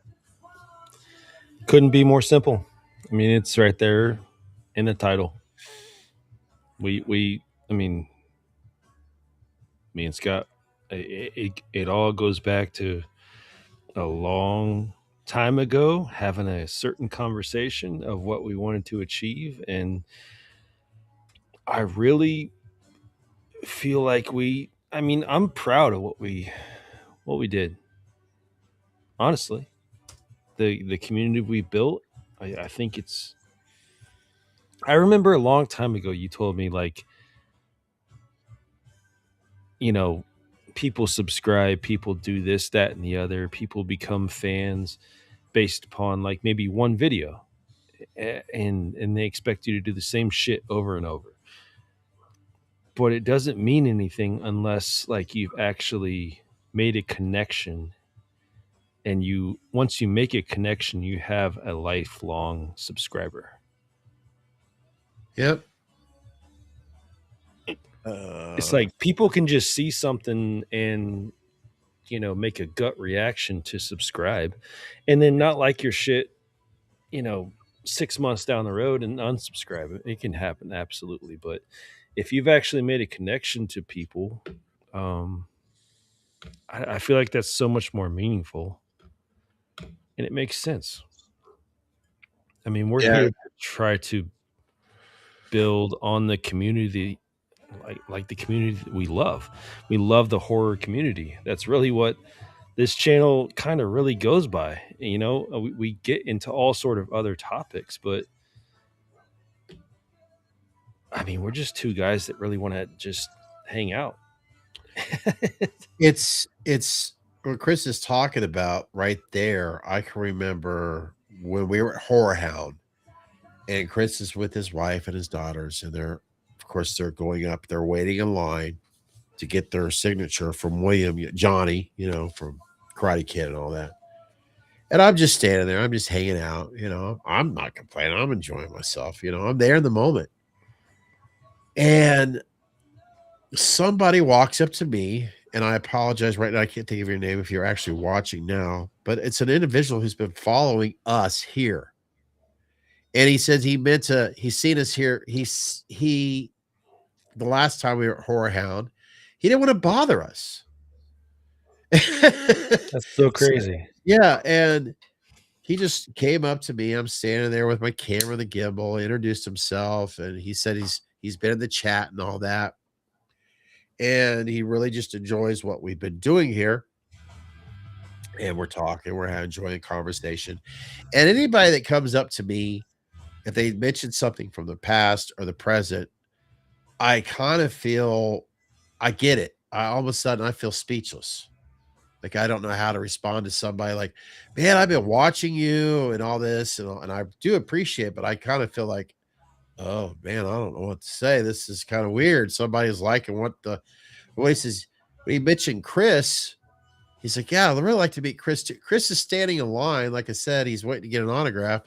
So I'm thinking, I've got to fucking interrupt the moment. I knew he wasn't getting the signature right then and there, but I'm thinking, Chris has got to experience this because Chris was standing next to me when somebody is in the last fucking horror how we went to. I think it happened once or happened twice. Oh, I used to watch you all the time on your old videos, all that. Chris would like bump me and like, see what I mean? Blah, blah. Well, Chris got the opportunity to see what it was like that somebody's like, hey, I've been watching you. So I get Chris's attention. I'm like, Chris, somebody wants to meet you. And we're still, I don't care. We're not Casey Neistat shit. Nobody is, or what is it? The Beast? Right. Mr. Beast. Yeah, nobody is. But it's very flattering and it makes you feel good. And it's inspiring as hell when they just say, I like what you guys are doing. I like what you're doing. Or when somebody says, I like your old videos, I think it's because they're saying that. I'm like, well, they're posted here. You see it on a playlist. It's an archive. If you want to watch the old shit, it's right here where it belongs. Okay. Boom. It's simple as that. I'm not trying to get attention. I'm constantly hearing you like my old videos. Well, you can watch here on Meets in the Man Cave. Blah, blah. Playlist right there. But yeah, I just think it's kind of cool that Chris got the chance to experience, hey, I watch your videos. I like it. So yeah. So now he knows what it's like. I'm just the guy that shows up, has a good time, and gets drunk. Like, if we do a post video, it's important that everybody needs to understand that's Scott's work. I'm just, I don't know. I feel like what's the name of that movie? Oh fuck, The Breakup, where Vince Vaughn. Oh yeah, with Vince Vaughn and of course Jennifer Lopez. Where Vince Vaughn is like Jennifer Lopez, Jennifer Aniston. He's like sitting there explaining his role. He's like, I'm the talent. He doesn't do anything. He just shows up, He shows up and he reads some shit off of a card. Like that's the kind of guy I feel like. I'm just here to have a good time. I'm here to have a good experience. I'm here to be with my friend Scott. That's really what I feel like. We started this together, but all the edits and all the other shit, like if you guys like the graphics, all that stuff, I mean, Scott's doing that shit. I'm not doing that. So it was Chris is very cool to meet that guy. Yeah. To expound upon what you were talking about. That was very cool because what I love about that is I get to put a face to a name. Yeah. It's like, okay, I know you now. Like that's same thing with Jake when we started meeting up with Jake firsthand, like, okay, I know you. You're not someone to talk to on the computer. You're my friend now. Like that is the shit that I think is cool as fuck.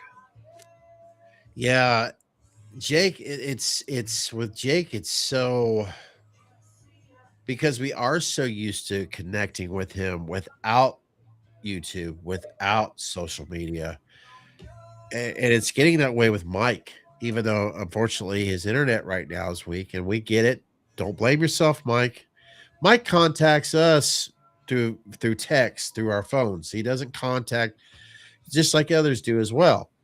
And it gets to the point where I don't know. It's like with Jake, sometimes I forget that's how we met him was right through here. And Jake is somebody who he's got a lot of layers on that onion, and you start to see him peeling back more and more and more and more. And I'm glad to see that for him, because I feel like in a sense, even though he's not doing YouTube as much, he's found something with TikTok. It's keeping him busy, it's keeping him happy, it's keeping him energetic. And if Chris and I helped you feel more confident in yourself just because we're just basically saying you could do it yourself, then I'm glad we helped you out there. And that being said, Jake's going to be going to another convention here in a couple weeks. So if you like his photos, him and his dad are going up to one in Michigan here in a couple weeks and all that. So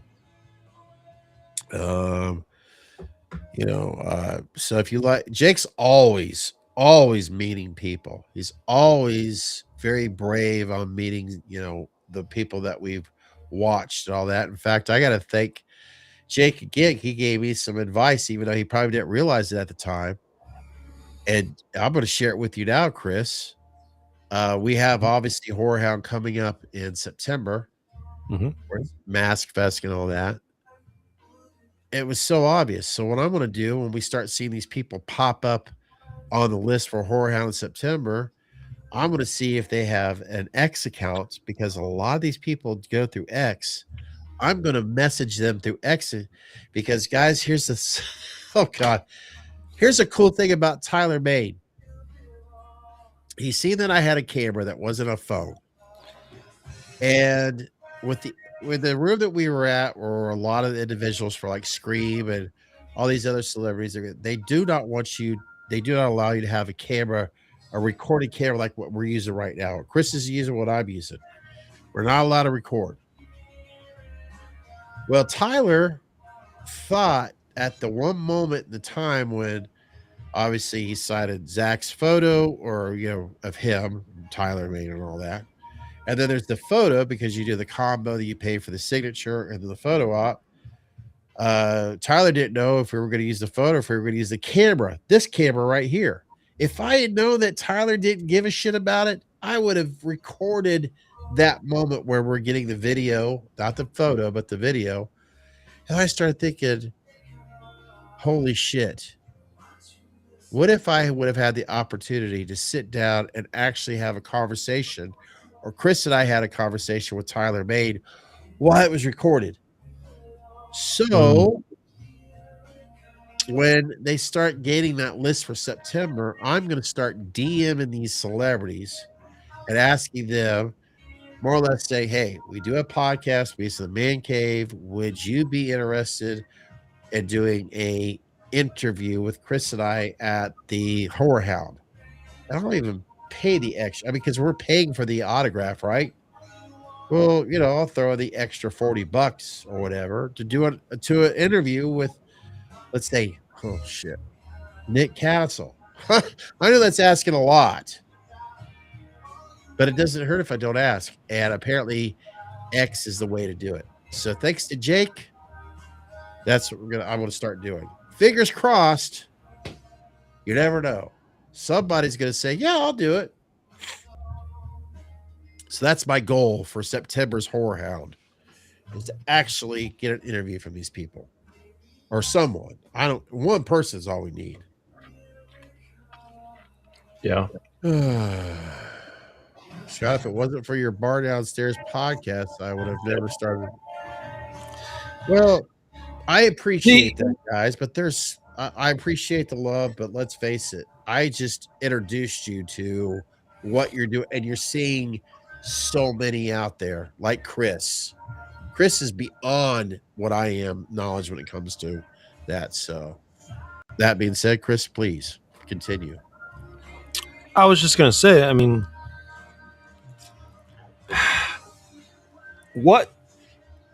let's try to, as we're in this late hour of our live, let's try to encapsulate what the bar downstairs was meaning to a lot of us. A lot of us had been in the mask community for a long time, kind of in the background. The internet and Facebook can be sometimes daunting to navigate. So it's not that we didn't know that they weren't out there, but we didn't realize there was such a huge community until we had the gift of the internet. I've been watching Halloween since I was 3 years old. I'm 43 now. That's 40 years. So when I discovered Scott, when maybe I don't remember exactly. 2017. I started posting the I started doing the masks because I was with YouTube. I was trying to figure out, all right, what can I do here? Mhm. Honestly, at the time, I was inspired by vloggers, and sadly, we did lose one of them here recently, and that was Adam Lawoo. He was one of the guys that I used to follow. The Adam Lawoo, Ty Moss, who's much younger than me, David DeFranco. These are guys that I used to watch a lot. They have nothing to do with what you see here. I mean, they don't do horror stuff. They just don't. Well, Adam did. But I just felt like I wasn't doing what I wanted to do that. I honestly wasn't as creative with it as I wanted to. I was just trying to figure out how to do the whole thing. And it was so weird because if I got together with my friends, I could do creative videos. If I was doing weddings, I could do creative videos. But when I was recording myself to post on video on YouTube, it was like, well, these are stupid. Or if I went to King's Island with my son, I could find ways to create videos. I'm like, damn it, I want to do this, but I don't know. And then I came across this guy that was sharing 3 TOTS masks. Chris, you never heard this probably. But this guy's sharing 3 TOTS masks. And I wish he still had that video up. Not just because of what I'm telling you right now, but there was something about his videos. And it wasn't because he was doing things special. He was actually deaf. He was sharing an H2O, an H6, and there was another one. I don't remember which one, but there was 3 of them. And I was like intrigued. There was something about this. He wasn't doing anything fancy. And I'm like, wait a minute. I had a thing for Michael Myers back when I was a kid. I had a thing about masks when I was a kid. Then I started going down that rabbit hole on YouTube. And I started seeing these other videos. I'm like, wait a minute, I can do the same damn thing. I know a little bit about this stuff. What if I just go back to when I was a kid, when I would go to Boys out in Fairborn? So all of a sudden, all these things started resonating with me. I'm like, okay, I got my house. And I was going to do videos about my fucking house. And I'm like, next thing you know, I'm like, wait a minute, I've got it. I had an H2 Deluxe. Why don't I just do it? But I want to do it my way. All of a sudden, those juices, those creative juices started flowing. Because I don't have it anymore, but I had a video where I was standing by myself doing a video, and then I'm like, okay, this clicks. And then I came across, I was actually watching Nick Malpagano on Facebook, because a lot of these other guys weren't sharing their stuff on Facebook. Because let's face it, it went from, what was the one thing people were doing social media before Facebook? It was MySpace.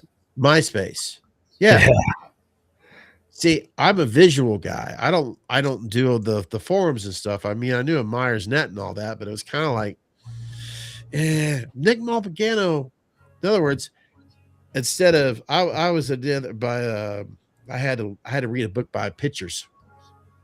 See, Nick Malpagano was a picture book, not making him look bad, but I came across him on YouTube, and the next thing you know, I'm like, I'm gonna get one of his masks. So I ordered an HK, and I was just anxious like everybody else. So I was killing time, and I did an H2, I did an H4. I'm like, this is fun. This is clicking. People are watching this shit. These little, and when I, technically speaking, after doing a couple of TOTS videos and having fun with this, the creative juices are coming alive again. Technically, it was that NHK video that like really resonated. I'm like, oh, I know what I'm going to do. It all started like boom, boom, boom, boom, boom, boom. I had so much fun with that, and I had a lot of fun. I loved that roller coaster ride. I missed the energy that I was getting from it. I missed the idea of like, I wanted this for a living, believe it or not. And you know what? I'll just leave it at that because there's not a happy ending at that time. But there was a lot of wonderful, amazing things that came from. I want to say there was 95% of that experience that was. I'm so thankful that it happened because I got to meet Chris. I got to meet who I'm talking to right now through this live stream. Andrew, Jake. I came across a guy who has Mike's Horror Corner. Do you guys know him? He's doing music. I seen a video of him doing a music. Yeah, Mike Golden. He has a video. A very talented musician. One of the kindest people I've ever met in this community. So that is something I'm always thankful for. I recently uploaded Austin Dodd, kid that was paralyzed. So many incredible experiences that I've had through this. I don't like to talk about the dark stuff because it's pointless. It's done. It's over with. Don't. And I don't need to go there. Don't. It's my past, and it's a past that I don't need. And I'm just saying, because I don't want to reflect it on that anymore. I'm just thankful that I've had to come through my own full circle on this. So if I don't do those things anymore that I used to do, that's fine. They happen for a reason. So, and anybody out there, I mean, where I was going with that, I've been in the hobby in the background for so many years. I've always been, since I was 3 years old, that mask has been burned into my mind. So that's what we chase. We fell in love with something in an early age. 40 years of me loving it now.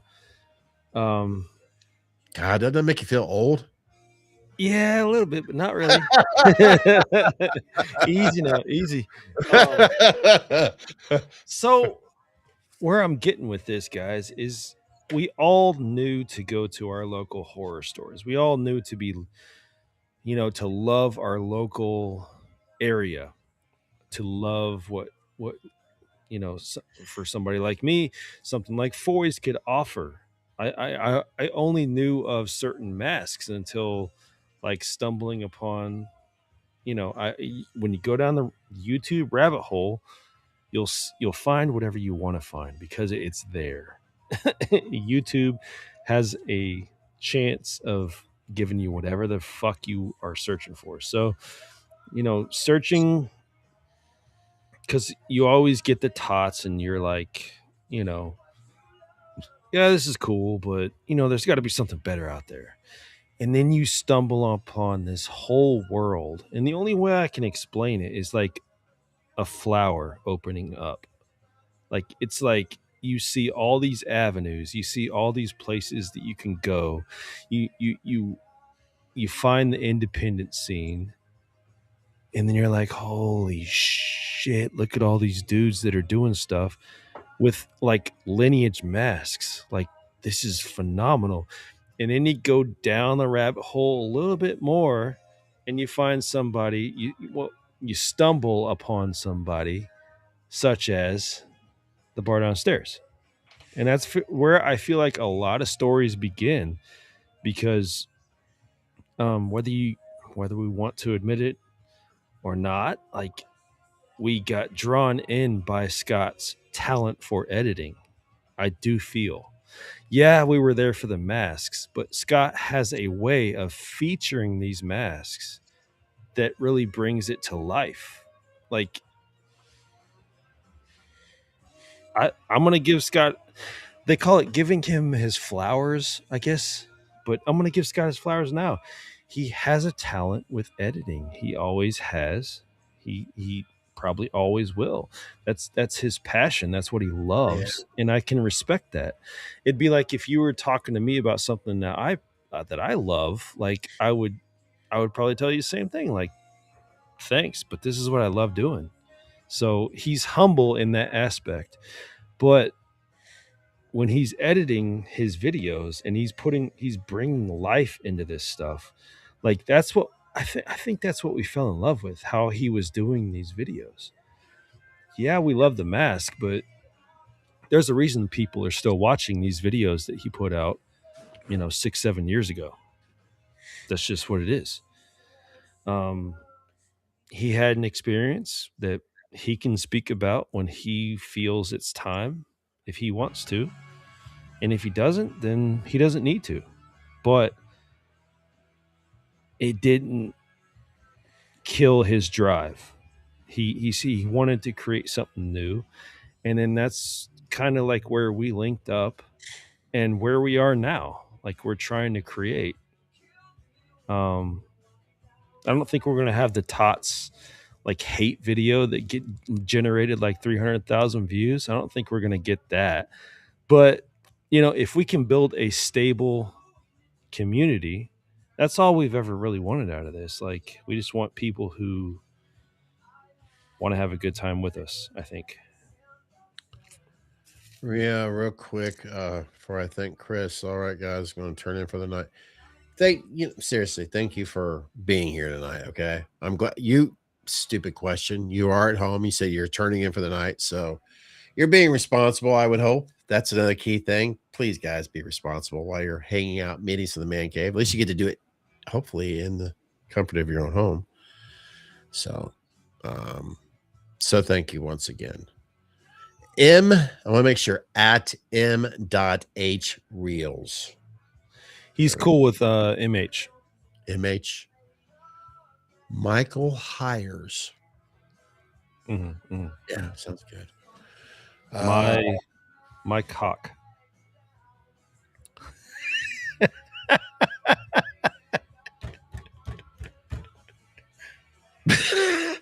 What the fuck are you drinking, Chris? My Chris, cock. That's what I'm gonna call him. Or it's better than M Hunt. There you go.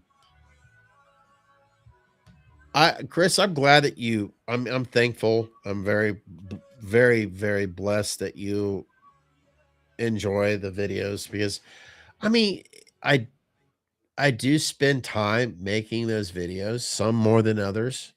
It's because I'm passionate about it. I love it. I really do. Chris could have the things that he loves doing, whether it's working on cars, anything that's related to working on cars, or even, and I'm not trying to simplify it, or if he's just obsessed with the game.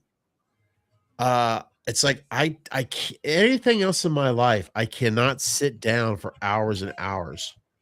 But when I'm editing, for some reason, I could do it for hours and hours and hours, and I'm in my comfort zone. I don't know why. I don't know. There's just something about it. Everything blends. Everything just happens naturally.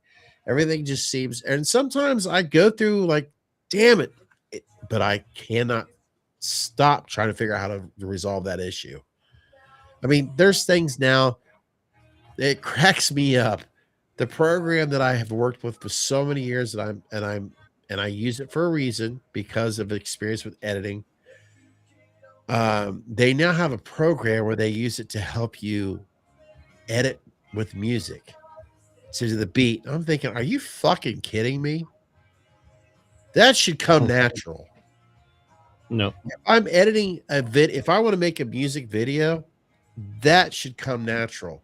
But now they're doing stuff where it's linear sync to help you edit to music. I'm like, oh God, I'm sorry. And now I'm speaking out of my ass right now. This comes from somebody who loves editing. If you can't edit to music, then you have no business editing, period. And like I said, I know I'm talking out of my ass, but this is like a mechanic talking about cars that knows cars, or a musician. Let's say it's somebody who's a guitarist that's been playing guitar for 30 years. you know certain structures, you know certain things. If you can't do those things, then you have no business doing it at all.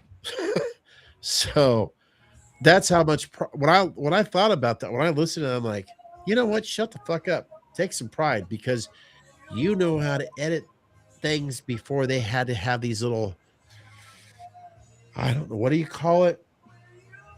Little hampers, these little AI tools to help you edit. No. I like to do things naturally. So I'm really thankful that, Chris, what you said, if others out there, if that's why you got into it because you've enjoyed what I did, how I do videos, then I want you to understand that it's just a passion. It's something that I enjoy, and I like to do things naturally. And for some reason, when it comes to editing videos, it always makes sense to me. I can't explain why. It's just in that world, it always makes sense to me. I can't explain it. It just does. So, and it's kind of drove me nuts because when I'm trying to get ready to do HorrorHound of March, with all this shit that was going on in my personal life, when I try to edit and I know I needed the internet, I'm like, man, I can't. No. As much as I want to do it now to show the world what we did, I'm too pissed off to edit right now. That pissed me off too. Oh, here we go. Danielle, the rehauls, or as I like to say, as Nick Mapaghetto, overhauls, they will be meet us in the man cave stuff, or Chris and I will do stuff. We wanted to start doing some stuff. Actually, I have behind me, if you look at that bokeh right there, that's a Rob Zombie mask that I was going to have signed. That anything that I do when it comes to painting these guys as a rehaul overhaul, it'll be stuff that we do through Meets the Man Cave. I'm not going to do them individually. I'm not going to revisit the fact that I'm going to do this as a side project. I'd rather do it here. But in other words, we have people that want masks from Chris and I, where we're going to do rehauls for them. We have that list that we'll be shipping them out. And MCM, Man Cave Masks, that's where we will do that stuff.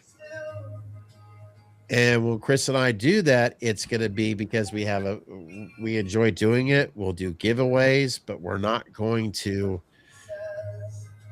have MCM as a professional business of selling masks or rehauls.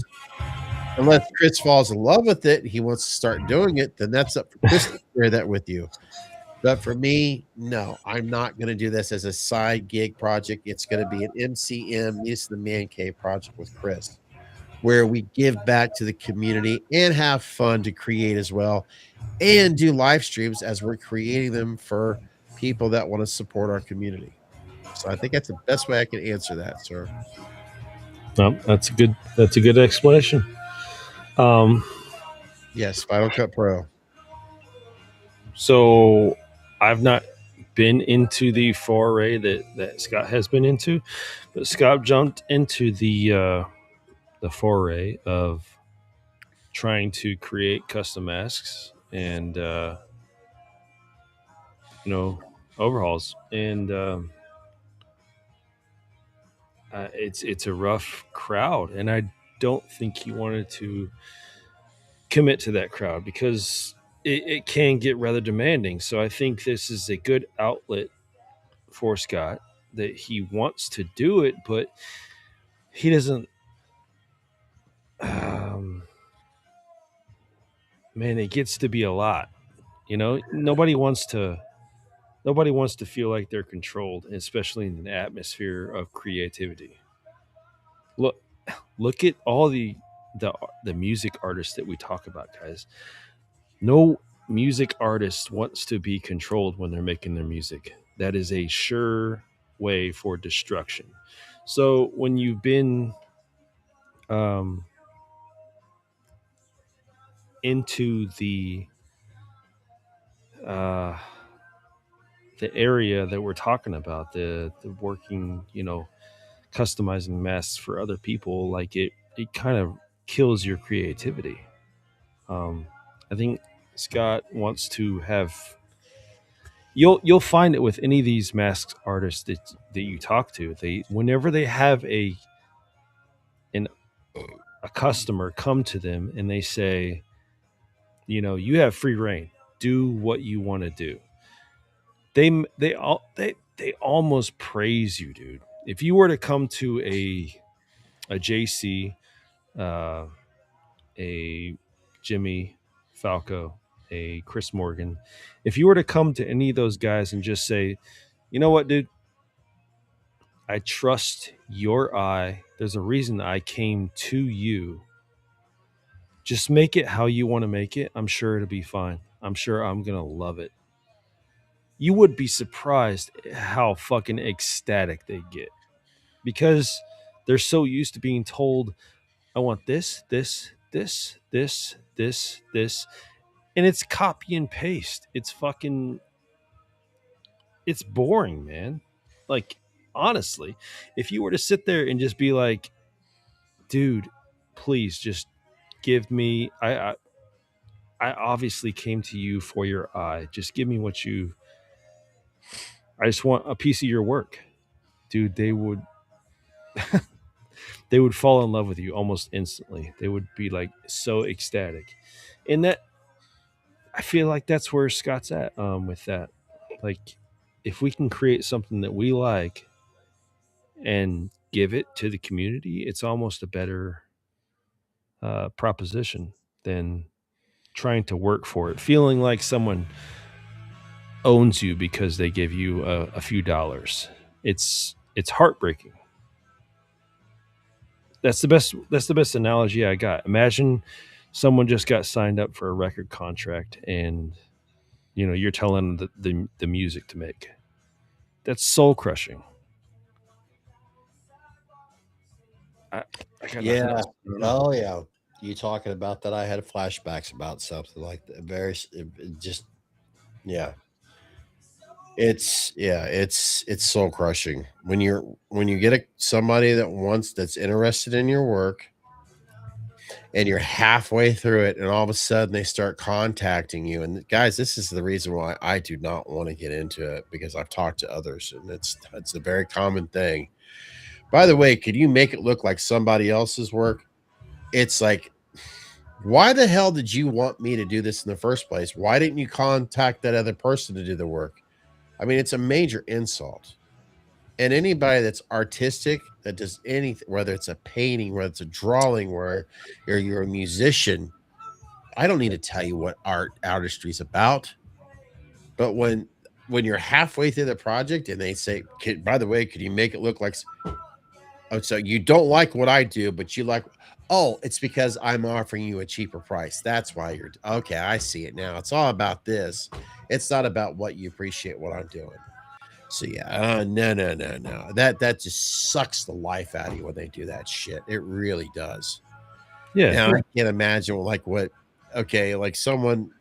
Sorry, Daniel, you were saying like, I can't imagine like with the Terry Lamberts, like the Chris Morgans, and Nick Malpaganos, Adams. I mean, the list goes on and on and on and on. I can't imagine what the fuck. So yeah, let's get back to what Chris is saying. If you want a mask from that artist, just do what you do. Do your thing. Do your magic. I want your mask. I don't want, Joe Schmo's masks. Or I'm just being very kind about the names I'm saying right now. You guys get it. So yes, go when you want a mask from. I'm gonna say, let's say CW masks. When you reach out to CW, you want to get it from him, not from, well, I want your blanks, but I want somebody else to finish it. Well, if CW and this other person have a partnership, that's like, Michael Jordan with Nike, then that's between those two. But if he's not used to that shit, then show Dick some respect and don't ever ask that person to do that. That's just, not cool. Not cool at all. Especially when they have different price points. Terry, I reached out to Terry here recently because I'm concerned about Terry as a person. He's just not he's just not feeling good right now. So I don't know what's going on with the Warlock. I don't know if he's retired them. Maybe he's given it to some. I don't really know. So it's not fair for me to answer that question. I would love to see the Warlock continue. But that's just a selfish point of view. But at the same time, I'm like, no, I don't, because I want my Warlocks to be priceless. But that would be selfish. I want Terry to be okay. That's what I want. Yeah, I'm more concerned about Terry's health right now. And in other words, I promised Terry. I am reaching out to him, not through this, but privately at least once a month, just to see how he's doing. And I know he'll post stuff on Facebook, which is nice. To me, that's a sign that he's, getting through. But he's just going through some health issues right now. I'll just leave it at that. He's not feeling very good. Leave it at that. What else was I seeing here? After 16 years of editing, I find that very fascinating. As a professionally, editing is a skill. I appreciate the fact that you've been an professional editor and all that. I mean, yes, it is a skill. I don't need to tell you that. I've talked to professional editors, and oh my God, I still question myself. Because I do. I actually have thought about this. Is there a way that I still fantasize about, could I do this part-time? I'd love to do. Yeah, I'll be honest. If I could edit part-time and then do this, that's my ultimate retirement right there, I guess you could say. See, mine is gaming. If I could game part-time or all time, like that would be, I don't know. I want to do this and edit at the same time. I can't sit down and just edit. I don't have the I don't know what part of the brain that is. I can't do that. Like, I sit there and I just, even if I start like with the limited knowledge I have, like I'm like, holy shit, I can't.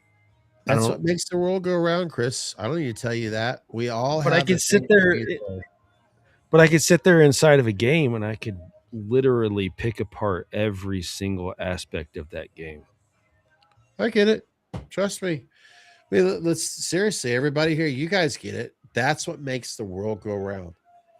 If we all can appreciate what we all do, I think it makes the world a better place, because we can always reach out to the person to our left or to the right. Well, this is what you do. This is what you do. This is, man, you're great at doing that.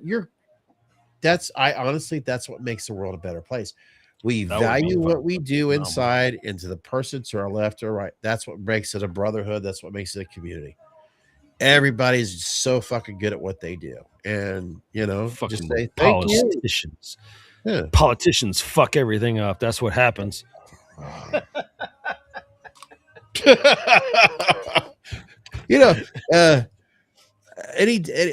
I like this question right here, seriously, because I thought about this earlier, and I'm not trying to dodge any Tots mask you guys want to get.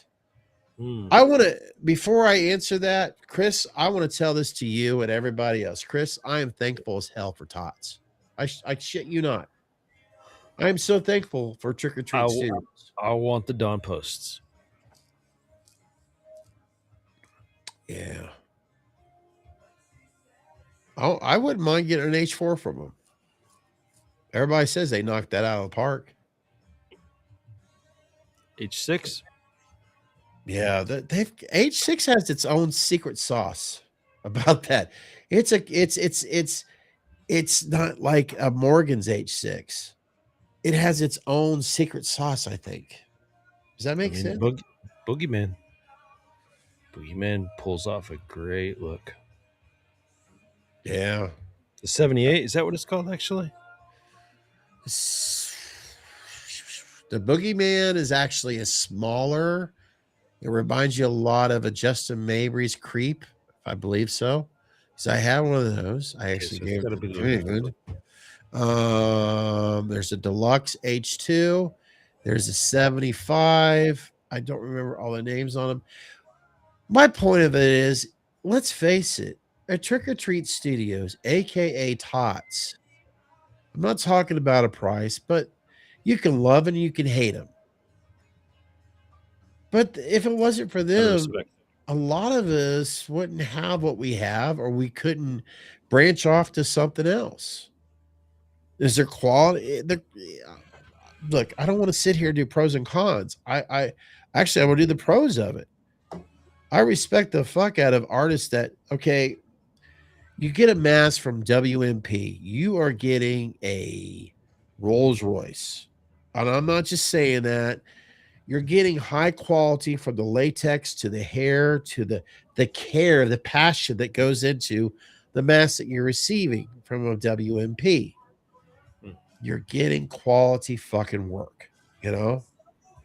It's like when I was drooling over this Van Halen, this 5150, I'm looking at a photo. If you're into guitars, if you're into Eddie Van Halen, and when you see a 1984 Floyd Rose on it, you're like, oh shit, I didn't notice that before. That's the of a Floyd Rose. If you go buy it now, it's like $300 for that fucking thing. But I forget what my point of it is. Yeah, that's it. It's WMP. You're getting quality. You're and of course that's being said about other major artists out there that care about their product, that care about their latex, that care about their hair, and those fucking eye cutouts that drive you nuts. But Tots, I gotta give credit where credit is due. It's either it gets you started or it gets you involved in the community. It helps you get going. And if it wasn't for them, I don't think a lot of us would be here, whether you hate them or not, whether you do a rant video on them. Guilty, obviously. But that has a lot to do with the person, but not the mask itself. I think you know what I'm talking about there. We've all experienced the Zephyro. Yes. Shut up, Scott. But yeah, I do. I want to make sure, even though I have given shit about it, I also want to make sure that I give my props to the Tots and really what it's helped people. Really, they're almost like the tricycle wheels to help you get your shit going, I guess you could say. Training wheels. Yeah. Or just slap some paint on that government cheese and make it yourself. Make it your own. That's the training wheels. Yeah. It is. To the wow. The horror community. Training wheels. Wow. That's fucking hilarious. Man, you know what? You gotta respect. I've made this comparison before. I know I have, but you gotta respect the level of consistency and production. Like when I think about Tots, I think about like Budweiser, Michelob, Anheuser-Busch as a whole. They found a way to deliver a product that is almost consistent across the board. And look at their product numbers, the sheer production that they're spitting these masks, aka beers, out at the same time. You have to respect that. Look at Ford. How many F-150s do they sell in a fucking year? Yeah. You have to respect that. I mean, yeah, it may not be the, grail. It may not be the top level piece, but the production level, everything that's gone into it to make it what it is and to reach the market that it's reached. If you understand anything about marketing at all, you have to kind of have a little bit of respect for that. And I'll say that's my nice rant for Trick or Treat Studios. It got me through, most of my teenage years when I just wanted to put on a mask and go out and scare the fuck out of kids. That to me growing up was like I was always in love with Michael Myers, but I wasn't into the independent scene, until I reached a certain age. And from here on out, like I'm obviously forever changed. But growing up as a poor kid, it wasn't like I could ever indulge in such things anyways. That's why I have them now, because I didn't have an opportunity to ever have them then. If I was ever spending more than, $50 on a fucking mask, that's fucking stupid. That's never heard of. That's never going to be an option for me. So growing up like I grew up, it did what I needed it to do. It gave me, Halloween nights that I'll always have in my mind. It gave me the freedom to be the guy that I wanted to be, which was obviously Michael Myers on Halloween, and to scare kids and have fun and sit out on porches and fucking give them the jump scares. All the stuff that I have in my mind that I will carry with me forever. So Trick or Treat Studios did that. Thank you. Yeah, I mean they do. Let's. I don't know what it is about it. It's like everything outside of Myers, they almost nail the look. But for some reason, with the Myers, there's a small percentage of them that they get that qualification. The other ones are like, you're almost there. But you know what? Like I said, thankful for it. And Mike, you say something here, we'll go on to it. I tell you what, it's always in the back of my mind. I agree. It would be cool if Chris and I at least had a decent mold where we could pour latex in and did our own H1. It would be fun for us. But at the same time, be like, that is on my radar of bucket list things. It's nice to have them, but I've said it before and I'll continue saying it. Collecting them is fun. It's nice to have it, but there's still a part of me that just still wants to be a part of, not so necessarily rehaul or overhaul, but just I want to say I did at least one time. Pour some latex into a mold and make one, just start from scratch. That pancake batter, pour in the iron. Ooh, that's some chocolate chips or blueberry. My point of it is I just want to say I did it one time at least, or a few times. And you guys, if we do get there, you will be a part of whatever it is. It may be the ugliest fucking thing you'll ever see, but I want to. Not if, when. And looking at the weather, I think we're out. We're done. Oh God, please! I'm so tired of this fucking bipolar Ohio bullshit. We get nothing but rain next weekend. You want to work on a car, from what I hear about. Yeah, I want to do an oil change. The oil change to the tire, because I kept on even teasing Ember about it. Like, she had that look on her face. Right, well, Friday, Saturday, Sunday, 64, 67, 58. I say it's time. Yeah, we stop fucking around. It's time to start working on masks. Yeah, because I am itching to get it out of my system. Which, by the way, when you guys talked, you bring these nice comments up here. I recently, Sherry, she is doing some amazing work with the kills and the ends, right? And so is Nick Malpagano. I know there's others out there, but Nick, as I was getting the internet back, so I was so stubborn to look on my own fucking phone. I'm so pissed off. Nick Malpagano knocks those overhauls out of the fucking park, man. He really does. Phenomenal work. See, he shared, I believe, because I remember I was excited because I watch YouTube on my TV. And something came up, and I was setting this up. So I was making sure everything was set up properly on Facebook. I'm like, damn, he does an amazing kills. He really does. It's like Nick's work is improving all the time. You know? So Absolutely. oh man. We gotta stop talking about it. We gotta be about it. That's right. I mean, it's side note. Get that done. Side note. I have decided I think I'm gonna sell the Bowflex out there. Yeah. Matthew's moving in.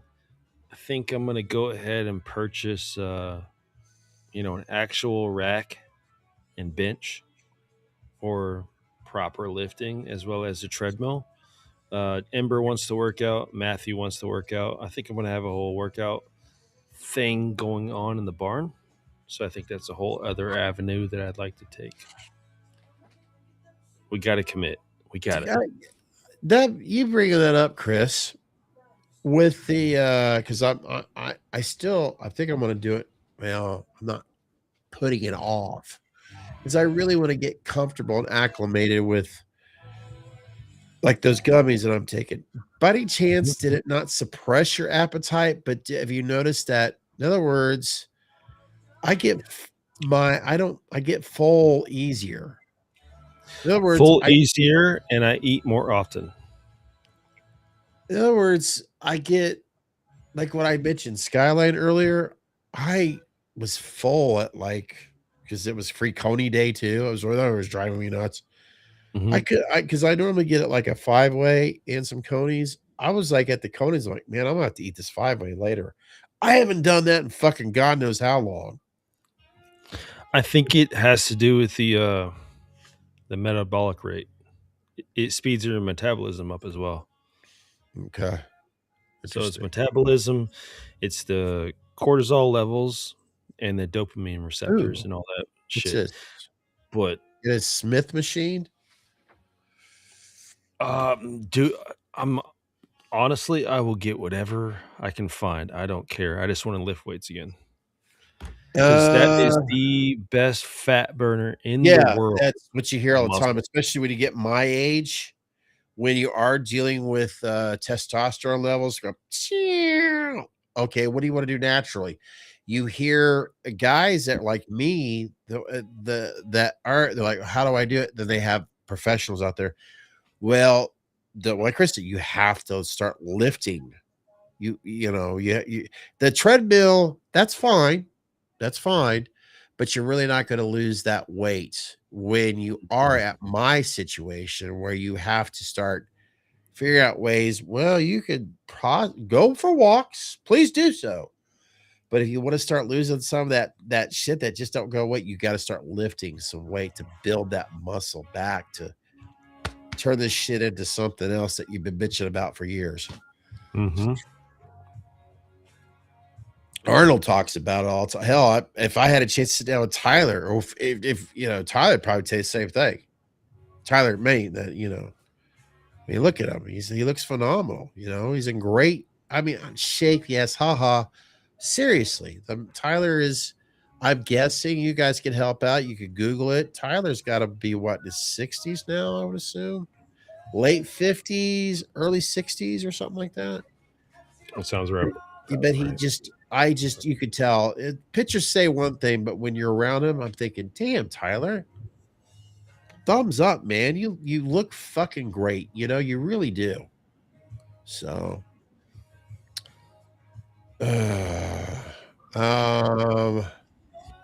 yep. I'll tell you what. I see a long future of working on masks, getting drunk, driving cars, working on cars, working on masks. That sounds like a full summer to me. And I'll just edit.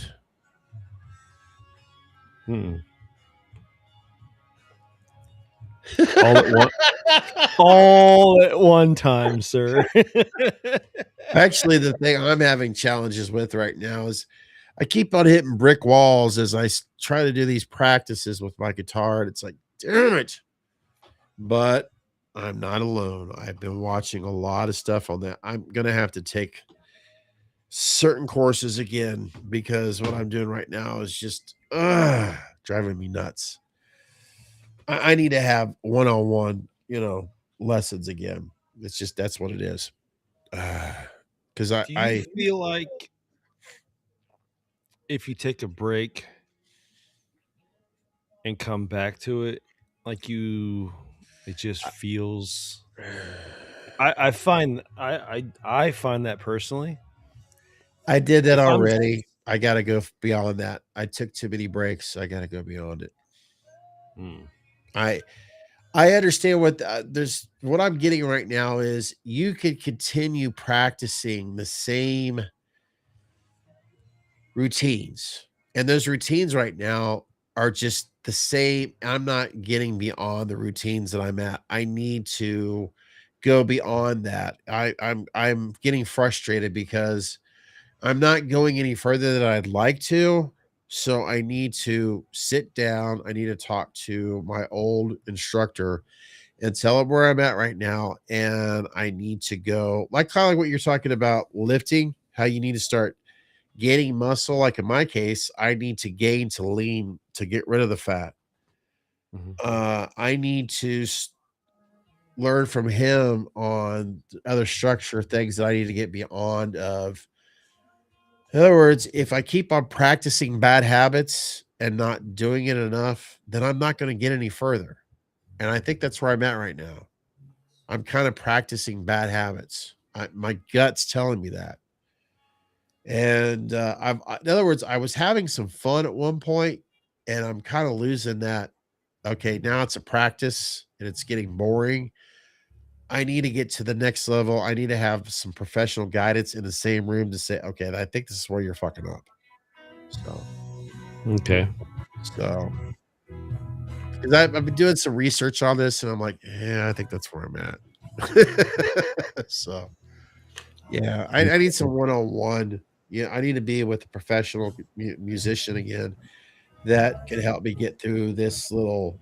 Why can't I get around this brick wall? So,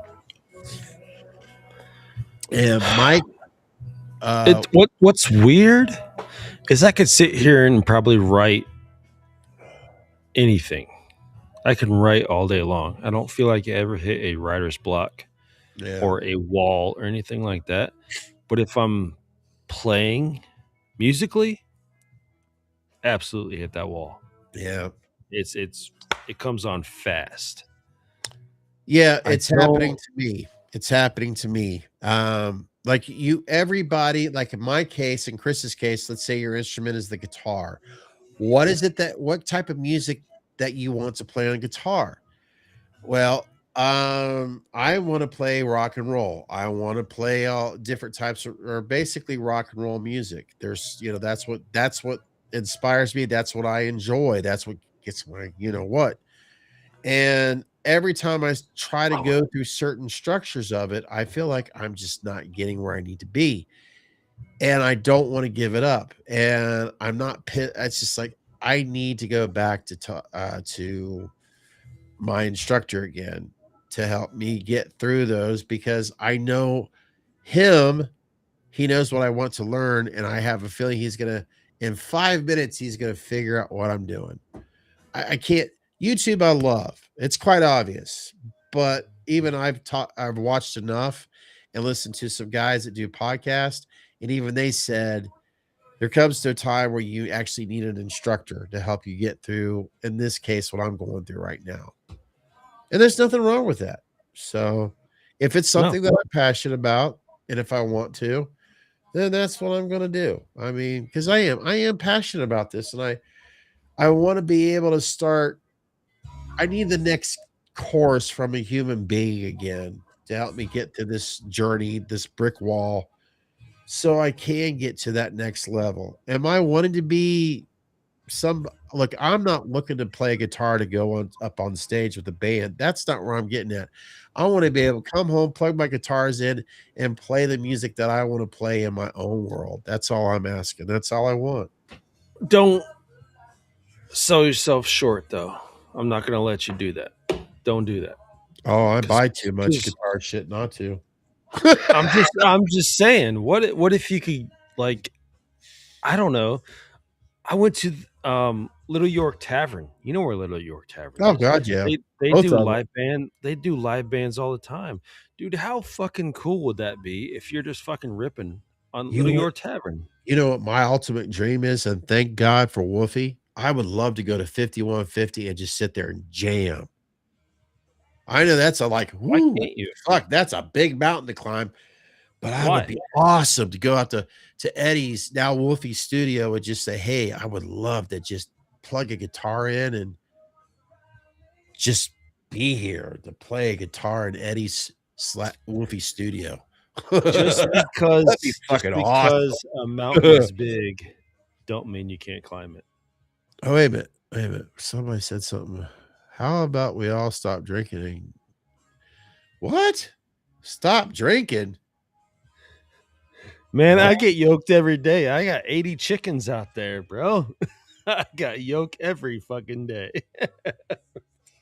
You know, son of a bitch. You made me do it, Mike. You made me do it. What the fuck you drinking? Yeah. Wrong button. I'm still drinking this guy.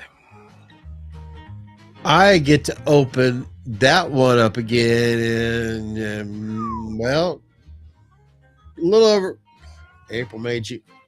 Damn. Man. I got a 107 bottle that I will. Oh, yeah. Go get that thing. Go get that thing. No. I'm waiting till June because, Chris, I will give you another. I've got 3. You don't make any plans on June 6th because it is a Saturday. Oh, you and Natalie. Well, you guys can do a real birthday, but if we want to do a live stream. No, we're going to have a party. I wanted to wait to open that up on my birthday to do it here. Open up the Wellers? I mean, I already have. I was looking forward to take that bottle that's out there and like on my birthday, open it up again to do like a, you know what I mean? I envisioned a live stream of. Listen, we will do whatever you want to do, but you and her, I recognize this because you both are in the month of June, 6, and then one is 6, one is 9, right? Just say, yeah, that's your wife. I remember mine. Yeah. You guys are 69. You guys are 69.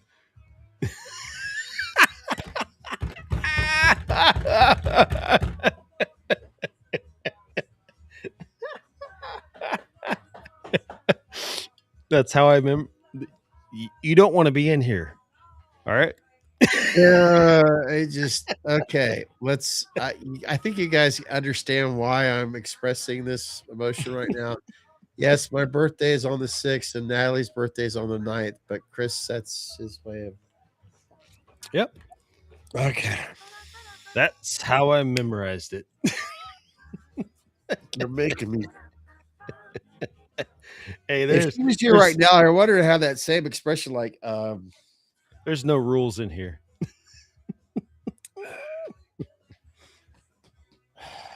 It's like, dude, you're okay. So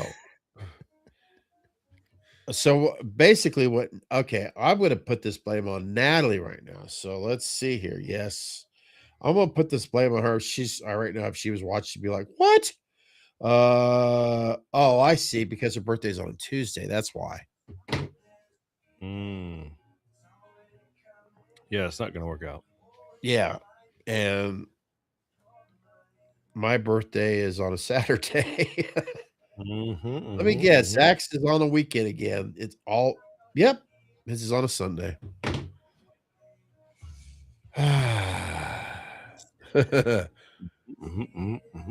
And Mike. Oh, wait a minute. We already showed that one. What? I forget which one I was going to show. This one. Tell you what, Mike. I will have with you and Chris a private conversation about your possible move in the future, just because I feel like it needs to be more not publicly talked about here. Just fuck that. When you coming here, Mike? He said something about September. Oh hell yeah, that's what I'm talking about. You know what's happening in September, Mike? Change a bottle. Fucking HorrorHound. I'm gonna Mike? change the bottle because I'm Fuck afraid. Yeah, I'm that's gonna what I'm drink talking this. about. Ouch. We're gonna buy liquor, and we're gonna fucking do fucking parking lot shots. We're gonna get drunk as fuck, and then we're gonna go into HorrorHound, and we're gonna have a fucking balling ass time. You know what I'm talking about? He left me. Damn.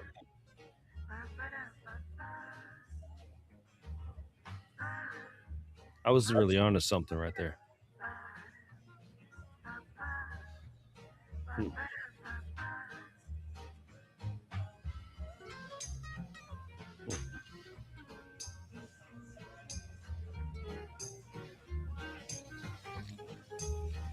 He left me.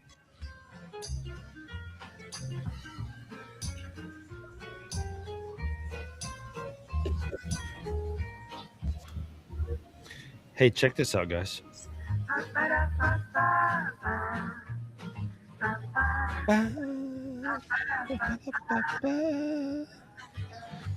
Guinness World Record. 254 people dressed as Michael Myers. Pretty fucking cool. The toilet flushed. Oh, I was saying that.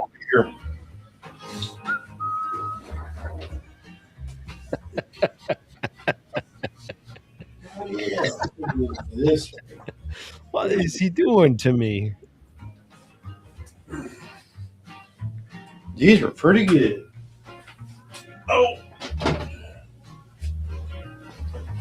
Oh shit.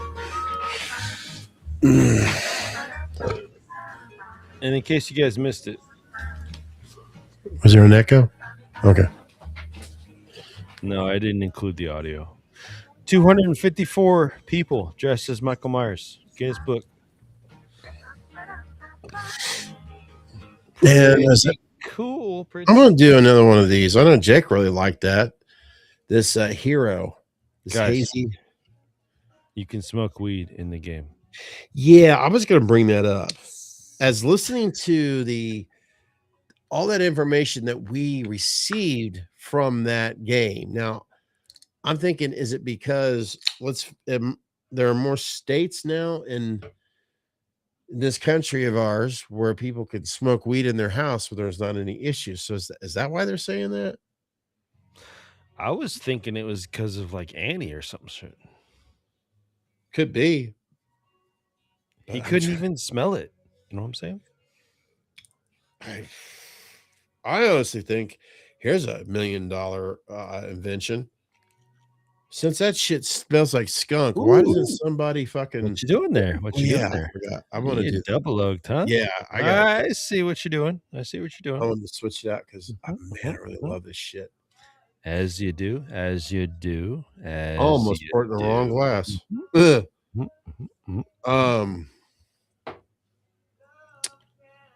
What was I getting at? I'm trying to figure out how the fuck you getting. Oh no, my brain is just fucking crashing right now. Okay, how the fuck is smoking weed going to benefit Michael coming at you? You know, with these powers.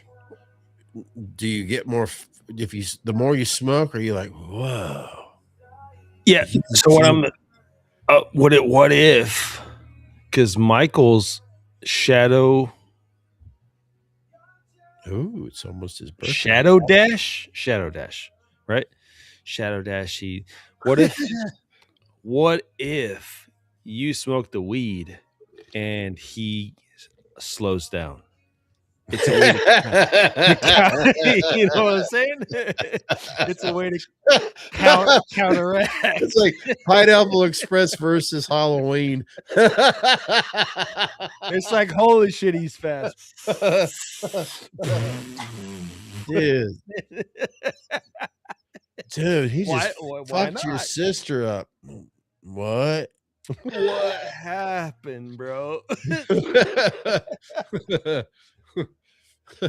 Meanwhile, I think I'm on to something. I remember Jake really liking that whatever the fuck. What is that again? X-Zero. Yeah, it is tasty. It's got a little bit of a cranberry. It's pretty damn good. I don't think Mike liked that. He gave me toilets. As soon as my right that he heard me flush a moment ago. Oh, maybe. Mike, like I said, I've got Mike, you're gonna have, if you come down here, motherfucker, you're gonna have to absolutely come to Casa de Webb, Ohio or Kentucky, as well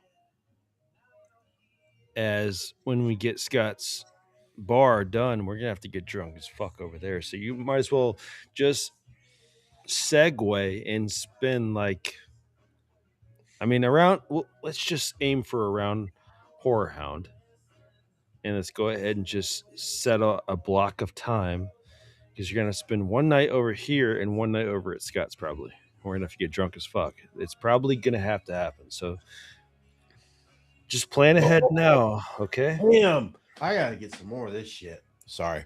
I just really love this. Damn, sorry. Woodford ain't no slouch. Oh man, it just goes down so well. Did you watch Mississippi Grind yet? Not yet. I have had no Fuck me, man. Fuck. I want you to watch that. You know what, Mike? I'm gonna do something real quick, Mike. I'm dead serious. Just hold on. Let me figure out how to operate my damn phone again.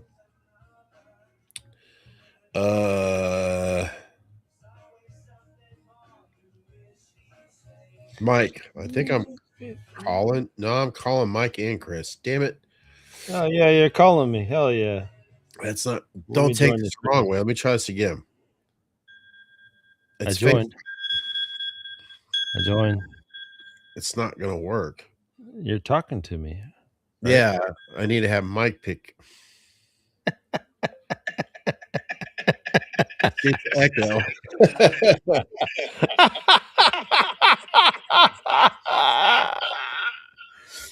Oh.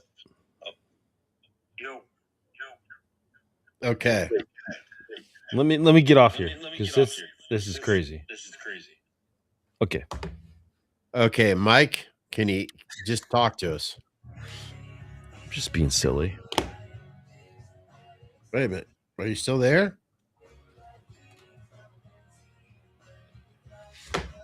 Hold on a second. I don't know if he's still there or not.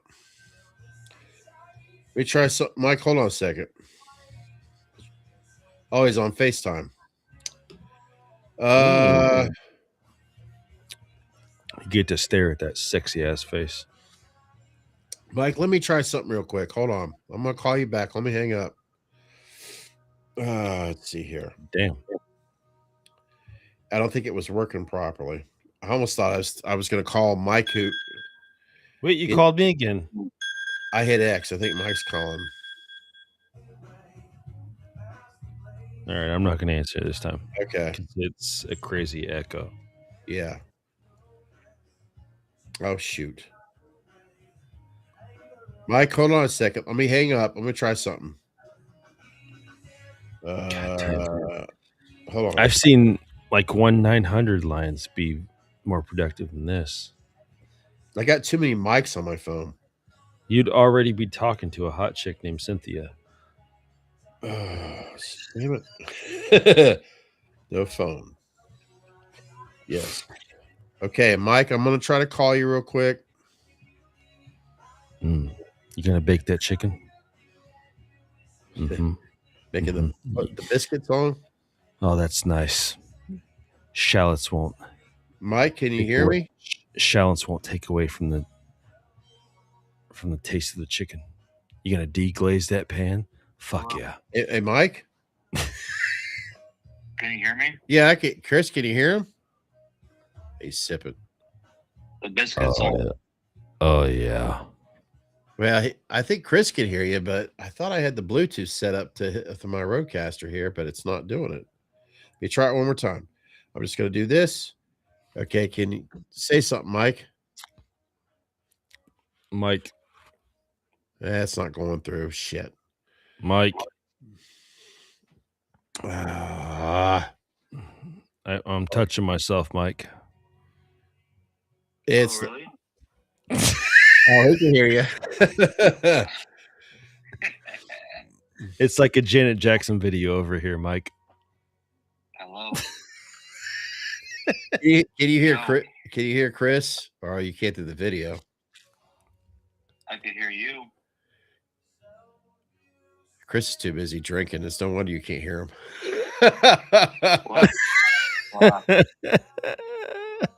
We will eventually. Mike's trying to do FaceTime here.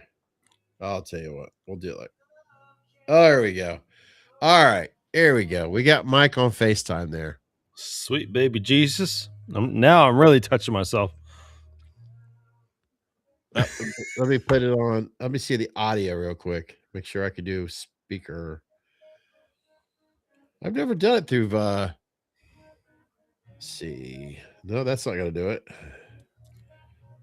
Son of a bitch. I don't know how you could do that. You know, like you have like how am I trying to put this?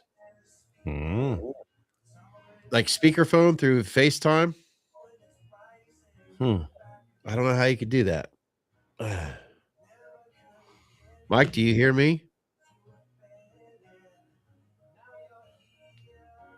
He's not saying. Oh, I don't hear him. I don't hear you at all, Mike. Yeah, I don't hear you, Mike. What the hell? Audio. Let me try. Why is it not going through the Rodecaster? Don't know. Hold on a second. The Rodecaster it's not letting me go over to it. Speaker. Okay. Try it again. Can you hear me now, Mike? I hear you. Okay. There we go. Hear me? There you go. Yeah. We'll get this figured. Uh-oh. Mike's downstairs in the basement. There we go. All right. So we got picture in picture right now. At least I hope. All right. There we go. Oh my God. So, Mike, you're talking about the possibility of coming out here around early fall. Is that correct? Yes, sir. Okay. We don't want to get into details because we are recording live right now, even though it's just, but you know, there's possibilities of people watching this later. I remember seeing in chat not too long ago, you're talking about Ohio, Kentucky. Are you talking about visiting or a possibility of a new move? New move. Wow. And you've lived in California most of your life, or your whole entire life, correct? All my life. All your life. Wow, dude. I just want to are you okay? That's what I want to know. Is everything okay?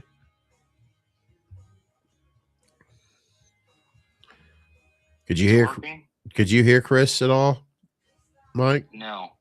Yeah. No. Yeah, I get it. I'll tell you what, Mike, we could get into more conversations like this. How about it's up to Chris. Maybe tomorrow we can have a conversation about stuff about the possible future. Because right now it's just the audio where Chris can't hear you or you can't hear him, and that sucks.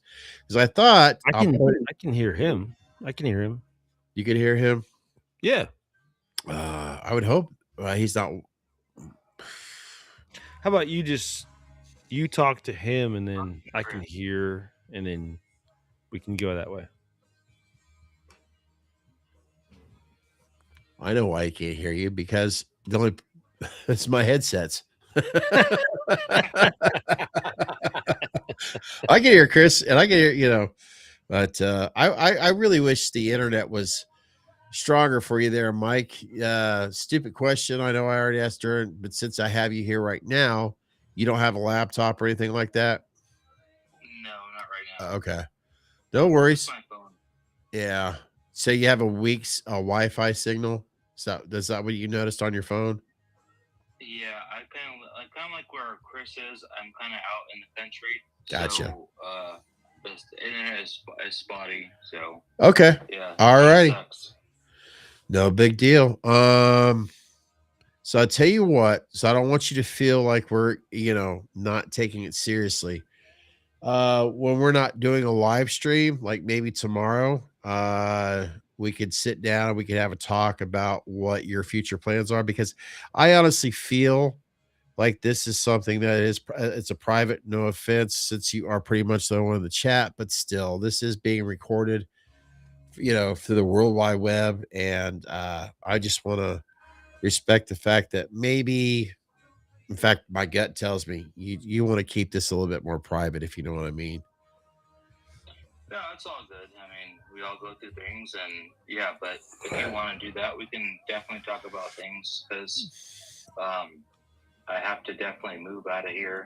So yeah, we can do that. All right. Well, I'll tell you what. Hold on just a second.